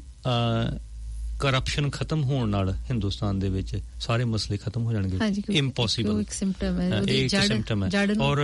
ਆਪਾਂ ਮੇਰੇ ਖਿਆਲ ਇਸੇ ਤੇ ਜੀ ਫਿਰ ਕਰ ਲਈਏ ਗਾਂ ਗੱਲ ਆਮ ਆਦਮੀ ਤੇ ਹੀ। ਸਾਡੇ ਕੋਲ ਸਿਰਫ 2-3 ਮਿੰਟ ਬਾਕੀ ਨੇ। ਹਾਂਜੀ, ਇਹ ਕਿਉਂਕਿ ਅਨੂ ਜੀ ਪਿਛਲੇ ਹਫਤੇ ਵੀਰ ਪਰਮਿੰਦਰ ਹੁਣਾਂ ਦਾ ਪ੍ਰੋਗਰਾਮ ਸੀ, ਤੇ ਕਿਉਂਕਿ ਉਹ ਜਿਹੜੇ ਇੱਥੇ ਆਮ ਆਦਮੀ ਪਾਰਟੀ ਦੇ ਜਰਨੈਲ ਸਿੰਘ ਹੁਣੀ ਆਏ ਹੋਏ ਨੇ, ਹਾਂਜੀ, ਇਸੇ ਮਾਧਿਅਮ ਤੋਂ ਜਿਹੜਾ ਮੰਗਲਵਾਰ ਦਾ ਪ੍ਰੋਗਰਾਮ ਹੁੰਦਾ ਹੈ, ਹਾਂਜੀ, ਉਹਦੇ ਵਿੱਚ ਜਿਹੜੀਆਂ ਉਹਨਾਂ ਨੇ ਗੱਲਾਂ ਕੀਤੀਆਂ, ਸਾਨੂੰ ਤੇ ਵੈਸੇ ਬਿਲਕੁਲ ਇਸ ਗੱਲ ਦਾ ਯਕੀਨ ਹੈ, ਸਾਨੂੰ ਸ਼ੱਕ ਨਹੀਂ, ਸਾਨੂੰ ਯਕੀਨ ਹੈ ਕਿ ਕਿਸ ਤਰੀਕੇ ਦੇ ਨਾਲ ਖਾਸ ਕਰਕੇ 1990 ਤੋਂ ਬਾਅਦ ਮਨਮੋਹਨ ਸਿੰਘ ਹੁਣਾਂ ਦੇ ਜਿਹੜੇ ਨਿਊ ਲਿਬਰਲ ਏਜੰਡੇ ਨੇ ਉਹ ਹਿੰਦੁਸਤਾਨ ਤੇ ਲਾਏ ਗਏ ਆ, ਉਸ ਤੋਂ ਬਾਅਦ ਮੋਦੀ ਦੇ ਥਰੂ ਲਾਏ ਜਾਣਗੇ, ਤੇ ਇਹ ਤੀਜਾ ਜਿਹੜਾ ਹੈ ਕਿਊ ਦੇ ਵਿੱਚ ਤਿਆਰ ਬੈਠੇ ਨੇ ਜੀ, ਕਿਉਂਕਿ ਸਰਮਾਏਦਾਰ ਨੂੰ ਪਤਾ ਵੀ ਕਿਵੇਂ ਕਿਵੇਂ ਗਾਂ ਉਹ ਜਿਵੇਂ, ਚਲੋ ਆਪਾਂ ਉਹਦੇ ਵਿੱਚ ਨਹੀਂ ਜਾਵਾਂਗੇ। ਸੋ ਇਹ ਅਨੁਜ ਜਿਹੜੀ ਗੱਲ ਕਰਕੇ ਗਏ ਆ, ਬੜੀ ਅਜੀਬੋ ਗਰੀਬ ਜੀ ਲੱਗੀ ਗੱਲ ਇਹ, ਕਿਉਂਕਿ ਅਜੀਬੋ ਗਰੀਬ ਵੈਸੇ ਸਾਨੂੰ ਤਾਂ ਲੱਗੀ ਵੀ ਨਹੀਂ, ਕਿਉਂਕਿ ਫੋਰਡ ਫਾਊਂਡੇਸ਼ਨ ਜਿਹੜੀਆਂ ਉਹਨਾਂ ਨੂੰ ਸਪੋਰਟ ਕਰਦੀਆਂ ਨੇ, ਸੋ ਉਹਨਾਂ ਕੋਲੋਂ ਆਸ ਕੀ ਰੱਖੀ ਜਾ ਸਕਦੀ ਹੈ ਕਿ ਇਹ ਕਹਿ ਰਹੇ ਨੇ ਕਿ ਜਿਹੜਾ ਕਮਾਲ ਦੀ ਗੱਲ ਇਹ ਹੈ ਕਿ ਅਸੀਂ ਪਿਛਲੇ ਹਫ਼ਤੇ ਹੀ ਲਾਇਸੈਂਸ ਰਾਜ ਦੀ ਗੱਲ ਕਰ ਗਏ ਹਾਂ, ਜਿੱਥੇ ਸਟੇਟ ਦਾ ਥੋੜਾ ਬਹੁਤ ਕੰਟਰੋਲ ਹੈ ਕਿ ਕਿਸ ਤਰੀਕੇ ਦੇ ਨਾਲ ਪ੍ਰੋਡਕਸ਼ਨ ਕੀਤੀ ਜਾਵੇ। ਔਰ 1965 ਦੇ ਦਹਾਕੇ ਦੇ ਵਿੱਚ ਜਿਹੜਾ ਉਹਨਾਂ ਨੇ ਇੱਕ ਜਿਹੜਾ ਗ੍ਰੀਨ ਰੈਵੋਲੂਸ਼ਨ ਹੁੰਦਾ ਹੈ, ਉਸ ਤੋਂ ਬਾਅਦ ਇੱਕ ਬਣਾਇਆ ਹੈਗਾ ਆ MSP ਮਿਨੀਮਮ ਸਪੋਰਟ ਪ੍ਰਾਈਸ ਕਿਸਾਨਾਂ ਵਾਸਤੇ, ਕਿ ਮਿਨੀਮਮ ਤੁਹਾਨੂੰ ਇਹਨੂੰ ਮਿਲੂਗੀ। ਔਰ ਮੈਨੂੰ ਉਹਨਾਂ ਦੀ ਗੱਲ ਕਾਫੀ ਮਿਸਗਾਈਡਿੰਗ ਲੱਗੀ ਹੈ ਕਿ ਉਹ ਮਿਨੀਮਮ ਪ੍ਰਾਈਸ ਹੈ ਜਿਹੜੀ ਉਹ ਤੈਅ ਕਰਦੇ ਹੈ, ਅਗਰ ਮਾਰਕੀਟ ਦੇ ਵਿੱਚ ਉਹ ਤੋਂ ਜ਼ਿਆਦਾ ਦੀ ਫਸਲ ਵਿਕਦੀ ਹੈ ਤੇ ਕਿਸਾਨ ਜਿਹੜੇ ਨੇ ਉਹ ਫ੍ਰੀ ਚ ਉਹਨਾਂ ਨੂੰ, ਮਤਲਬ ਉਹਨਾਂ ਨੂੰ ਵੇਚਣ ਵਾਸਤੇ ਪ੍ਰਾਈਵੇਟ ਅਦਾਰਿਆਂ ਨੂੰ ਉਹ ਵੇਚ ਸਕਦੇ ਨੇ, ਪਰ ਜੇ ਉਹਦੀ ਅਬੈਂਡੈਂਸ ਹੁੰਦੀ ਹੈ, ਜੇ ਭਾਅ ਉਸ ਤੋਂ ਘੱਟ ਹੈ, ਫਿਰ ਜਿਹੜਾ FCI ਆ ਉਹ ਉਹਨੂੰ ਖਰੀਦਦਾ ਹੈ, ਕਿਉਂਕਿ ਉਹਨੂੰ ਮਿਨੀਮਮ ਜਿਹੜਾ ਰੇਟ ਤੈਅ ਹੋਇਆ ਉਹ ਹਰ ਹਾਲਤ ਵਿੱਚ ਮਿਲੇਗਾ ਹੀ। ਔਰ ਅਨੂ ਜੀ ਕਿੰਨੀ ਇਹ ਬੜੀ ਖਤਰਨਾਕ ਗੱਲ ਹੈ ਕਿ ਸਾਨੂੰ ਪਤਾ ਹੈ ਕਿ ਜਿਹੜਾ ਪ੍ਰਾਈਵੇਟ ਇੰਟਰਪ੍ਰਾਈਜ਼ ਆ ਉਹਦਾ ਇੱਕ ਹੀ ਮਤਲਬ ਹੈ ਕਿ ਪ੍ਰੋਫਿਟ ਬਣਾਉਣਾ, ਔਰ ਜ਼ਿਆਦਾ ਤੋਂ ਜ਼ਿਆਦਾ। ਜਰਨੈਲ ਸਿੰਘ ਜਿਹੜੇ ਆਮ ਆਦਮੀ ਪਾਰਟੀ ਤੋਂ ਉਹ ਕਹਿ ਰਹੇ ਸਨ ਕਿ ਪ੍ਰਾਈਵੇਟ ਹੋਣਾ ਚਾਹੀਦਾ, MSP ਜਿਹੜੀ ਆ ਉਹ ਖਤਮ ਹੋਣੀ ਚਾਹੀਦੀ ਹੈ। ਔਰ ਦੋਸਤੋ ਮੇਰੇ ਕੋਲ ਕਾਫੀ, ਮੈਂ ਹੋਰ ਵੀ ਸਮਾਨ ਲਿਖ ਕੇ ਲਾਇਆ ਸੀ ਮੇਰੇ ਕੋਲ ਆਪਣੇ, ਸ਼ਾਇਦ ਅੱਜ ਹਾਂਜੀ ਸਾਡੇ ਕੋਲ ਟਾਈਮ ਬਿਲਕੁਲ 2 ਮਿੰਟ ਬਾਕੀ ਨੇ, ਜਿਹਦੇ ਵਿੱਚ 2 ਗੱਲਾਂ ਹੋਰ ਕਵਰ ਕਰਨ ਦੀ ਕੋਸ਼ਿਸ਼। ਸਿਰਫ ਮੈਂ ਇੱਕ ਅਨੂ ਜੀ ਗੱਲ ਇਹ 'ਚ ਕਰੂੰਗਾ ਕਿ ਜਿਹੜੇ ਸਿਰਫ 30% ਹੈ ਜਿੱਥੇ ਜਿਹੜੀ ਫਸਲ ਆ ਉਹ MSP ਦੇ ਥਰੂ ਜਿਹੜੀ ਆ ਉਹ ਵੇਚੀ ਜਾਂਦੀ ਹੈ, ਜਿਹਦੇ ਵਿੱਚ ਪੰਜਾਬ, ਹਰਿਆਣਾ, ਉੱਤਰ ਪ੍ਰਦੇਸ਼, ਮਹਾਰਾਸ਼ਟਰ, ਆਂਧਰਾ ਪ੍ਰਦੇਸ਼, ਤਾਮਿਲਨਾਡੂ ਹੈ, ਤੇ ਇਹ ਸਿਰਫ 30% ਆ, ਤੇ ਬਾਕੀ ਜਿਹੜੀ 70% ਆ ਉਹ MSP ਦੇ ਥਰੂ ਪ੍ਰੋਟੈਕਸ਼ਨ ਉਹਨੂੰ ਨਹੀਂ ਮਿਲਦੀ ਹੈਗੀ, ਔਰ ਉੱਥੇ ਰੱਜ ਕੇ ਜਿਹੜੀ ਇਹ ਪ੍ਰਾਈਵੇਟ ਇੰਡੀਵਿਜੂਅਲ ਨੇ ਉਹ ਰੱਜ ਕੇ ਉਹਨਾਂ ਦੀ ਲੁੱਟ ਸੁੱਟ ਕਰਦੇ ਨੇ, ਰੱਜ ਕੇ। ਜਿੱਦਾਂ ਪਿਆਜ਼ਾਂ ਦਾ ਤੁਹਾਨੂੰ ਪਤਾ ਨਾ ਪਿੱਛੇ ਜਿਹੜਾ ਕਿਵੇਂ ਉਹ ਸਪਲਾਈ ਤੇ ਡਿਮਾਂਡ ਨੂੰ, ਐਨੀਵੇ ਇੱਕ ਲੰਬਾ ਮਸਲਾ ਹੈ, ਪਰ ਇਹਨਾਂ ਨੂੰ ਧਿਆਨ ਦੇ ਨਾਲ ਦੋਸਤੋ ਇਹਨਾਂ ਨੂੰ ਨੋਟ ਕਰੋ ਕਿ ਇਹ ਜਿਹੜੇ ਨਵੇਂ ਲੋਕ ਪੱਖੀ ਆਪਣੇ ਆਪ ਨੂੰ ਕਹਾਉਣ ਵਾਲੇ ਆਮ ਆਦਮੀ, ਇਹਨਾਂ ਦੇ ਏਜੰਡੇ ਕੀ ਨੇ ਜੀ। ਤੋ ਜਾਂਦੇ ਜਾਂਦੇ ਸਰੋਤਿਆਂ ਨੂੰ ਯਾਦ ਕਰਾ ਦਈਏ ਕਿ 27 ਮਾਰਚ ਦਿਨ ਐਤਵਾਰ, ਅਗਲਾ ਐਤਵਾਰ ਨਹੀਂ, ਜਿਹੜਾ ਉਸ ਤੋਂ ਅਗਲਾ ਐਤਵਾਰ ਹੈ, ਲੌਂਗ ਵੀਕਐਂਡ ਵਾਲਾ ਐਤਵਾਰ, 27 ਮਾਰਚ ਨੂੰ ਸ਼ਾਮ 5 ਵਜੇ ਤੋਂ 7 ਵਜੇ ਤੁਹਾਨੂੰ ਸਾਰਿਆਂ ਨੂੰ ਪਰਿਵਾਰਾਂ ਦੋਸਤਾਂ ਸਮੇਤ ਖੁੱਲਾ ਸੱਦਾ ਹੈ ਪਾਪਾ ਟੋਏ ਟਾਊਨ ਹਾਲ ਵਿੱਚ ਰੇਡੀਓ ਇਨਕਲਾਬ ਦੁਆਰਾ ਇੱਕ ਪ੍ਰੋਗਰਾਮ ਦਾ ਆਯੋਜਨ ਕੀਤਾ ਗਿਆ ਹੈ, ਜਿਹੜਾ ਕਿ ਕਿਸਾਨ ਮਜ਼ਦੂਰ ਮੋਰਚਾ ਪੰਜਾਬ ਵਿੱਚ ਜੋ ਲੱਗਿਆ ਹੋਇਆ ਉਹਨਾਂ ਨੂੰ ਸਮਰਪਿਤ ਹੈ, ਔਰ ਸਾਰੇ ਜਿੰਨੇ ਵੀ ਸੰਘਰਸ਼ੀਲ ਲੋਕ ਸਾਮਰਾਜਵਾਦ ਕੈਪੀਟਲਿਜ਼ਮ ਦੇ ਖਿਲਾਫ ਲੜ ਰਹੇ ਨੇ ਉਹਨਾਂ ਨੂੰ ਡੈਡੀਕੇਟਡ ਪ੍ਰੋਗਰਾਮ ਹੈ, ਜਿਹਦੇ ਵਿੱਚ ਇੱਕ ਡਾਕੂਮੈਂਟਰੀ ਦਿਖਾਈ ਜਾਏਗੀ, ਲਾਈਵ ਨਾਟਕ ਹੋਣਗੇ, ਬੁੱਕ ਸਟਾਲ ਲਗਾਉਣ ਦੀ ਕੋਸ਼ਿਸ਼ ਹੈ ਸਾਡੀ, ਔਰ ਫੋਟੋ ਐਗਜ਼ੀਬਿਸ਼ਨ ਹੋਏਗੀ, ਔਰ ਇਸ ਇਵੈਂਟ ਵਿੱਚ ਫ੍ਰੀ ਐਂਟਰੀ ਹੈ, ਕੋਈ ਟਿਕਟ ਨਹੀਂ ਹੈ। ਸੋ ਤੁਹਾਨੂੰ ਸਾਰਿਆਂ ਨੂੰ ਖੁੱਲਾ ਸੱਦਾ ਹੈ, ਦਿਨ ਐਤਵਾਰ 27 ਮਾਰਚ ਸ਼ਾਮ 5 ਵਜੇ ਤੋਂ 7 ਵਜੇ ਪਾਪਾ ਟੋਏ ਟਾਊਨ ਹਾਲ। ਔਰ ਜਾਂਦੇ ਜਾਂਦੇ ਇੱਕ ਖੁਸ਼ੀ ਦੀ ਖਬਰ ਵੀ ਸ਼ੇਅਰ ਕਰਦੇ ਚੱਲੀਏ। ਤੁਸੀਂ ਅਕਸਰ ਸਾਡੇ ਪ੍ਰੋਗਰਾਮਾਂ 'ਚ 0 ਆਵਰ ਕੰਟਰੈਕਟਸ ਬਾਰੇ ਸੁਣਿਆ ਹੋਏਗਾ ਕਿ ਜਿਹੜੇ ਖਾਸ ਕਰਕੇ ਫਾਸਟ ਫੂਡ ਇੰਡਸਟਰੀ ਵਰਕਰਸ ਨੇ ਉਹਨਾਂ ਨਾਲ ਇੰਪਲੋਇਰ ਇਦਾਂ ਦੇ ਕੰਟਰੈਕਟਸ ਕਰਦੇ ਨੇ ਕਿ ਜਦੋਂ ਜ਼ਰੂਰਤ ਪਈ ਬੁਲਾ ਲਿਆ, ਔਰ ਕੋਈ ਗਾਰੰਟੀ ਨਹੀਂ ਹੈ ਕਿ ਤੁਹਾਡੀ ਸ਼ਿਫਟ 10 ਘੰਟੇ ਦੀ ਹੋਏਗੀ ਜਾਂ 2 ਘੰਟੇ ਦੀ ਹੋਏਗੀ। ਸੋ 9 ਤਰੀਕ ਤੋਂ, ਇਸ ਮਹੀਨੇ ਦੀ 9 ਤਰੀਕ ਤੋਂ ਨਿਊਜ਼ੀਲੈਂਡ ਸਰਕਾਰ ਨੇ ਇਸ ਤਰ੍ਹਾਂ ਦੇ ਕੰਟਰੈਕਟਸ ਜਿਹੜੇ ਨੇ ਉਹ ਇਲੀਗਲ ਕਰ ਦਿੱਤੇ ਨੇ ਸੋ ਖਾਸ ਕਰਕੇ ਸਾਡੇ ਜਿਹੜੇ ਵਰਕਰ ਸਰੋਤੇ ਸੁਣ ਰਹੇ ਨੇ ਅਗਰ ਤੁਹਾਨੂੰ ਕੋਈ ਇਸ ਤਰੀਕੇ ਨਾਲ ਕੰਮ ਕਰਾਉਂਦਾ ਹੈ ਤਾਂ ਉਹ ਇਲੀਗਲ ਹੈ ਤੁਸੀਂ ਵੀ ਇਲੀਗਲ ਕਾਰਜ ਵਿੱਚ ਸ਼ਾਮਲ ਹੋ ਰਹੇ ਹੋ ਤੁਹਾਡਾ EMPLOYER ਵੀ ਤੋ ਇਹ ਬਹੁਤ ਜਿੱਤ ਵਾਲੀ ਗੱਲ ਹੈ ਇਹਦਾ ਸਾਰਾ ਜਿਹੜਾ ਕ੍ਰੈਡਿਟ ਹੈ ਵਰਕਰਸ ਜਿਨ੍ਹਾਂ ਨੇ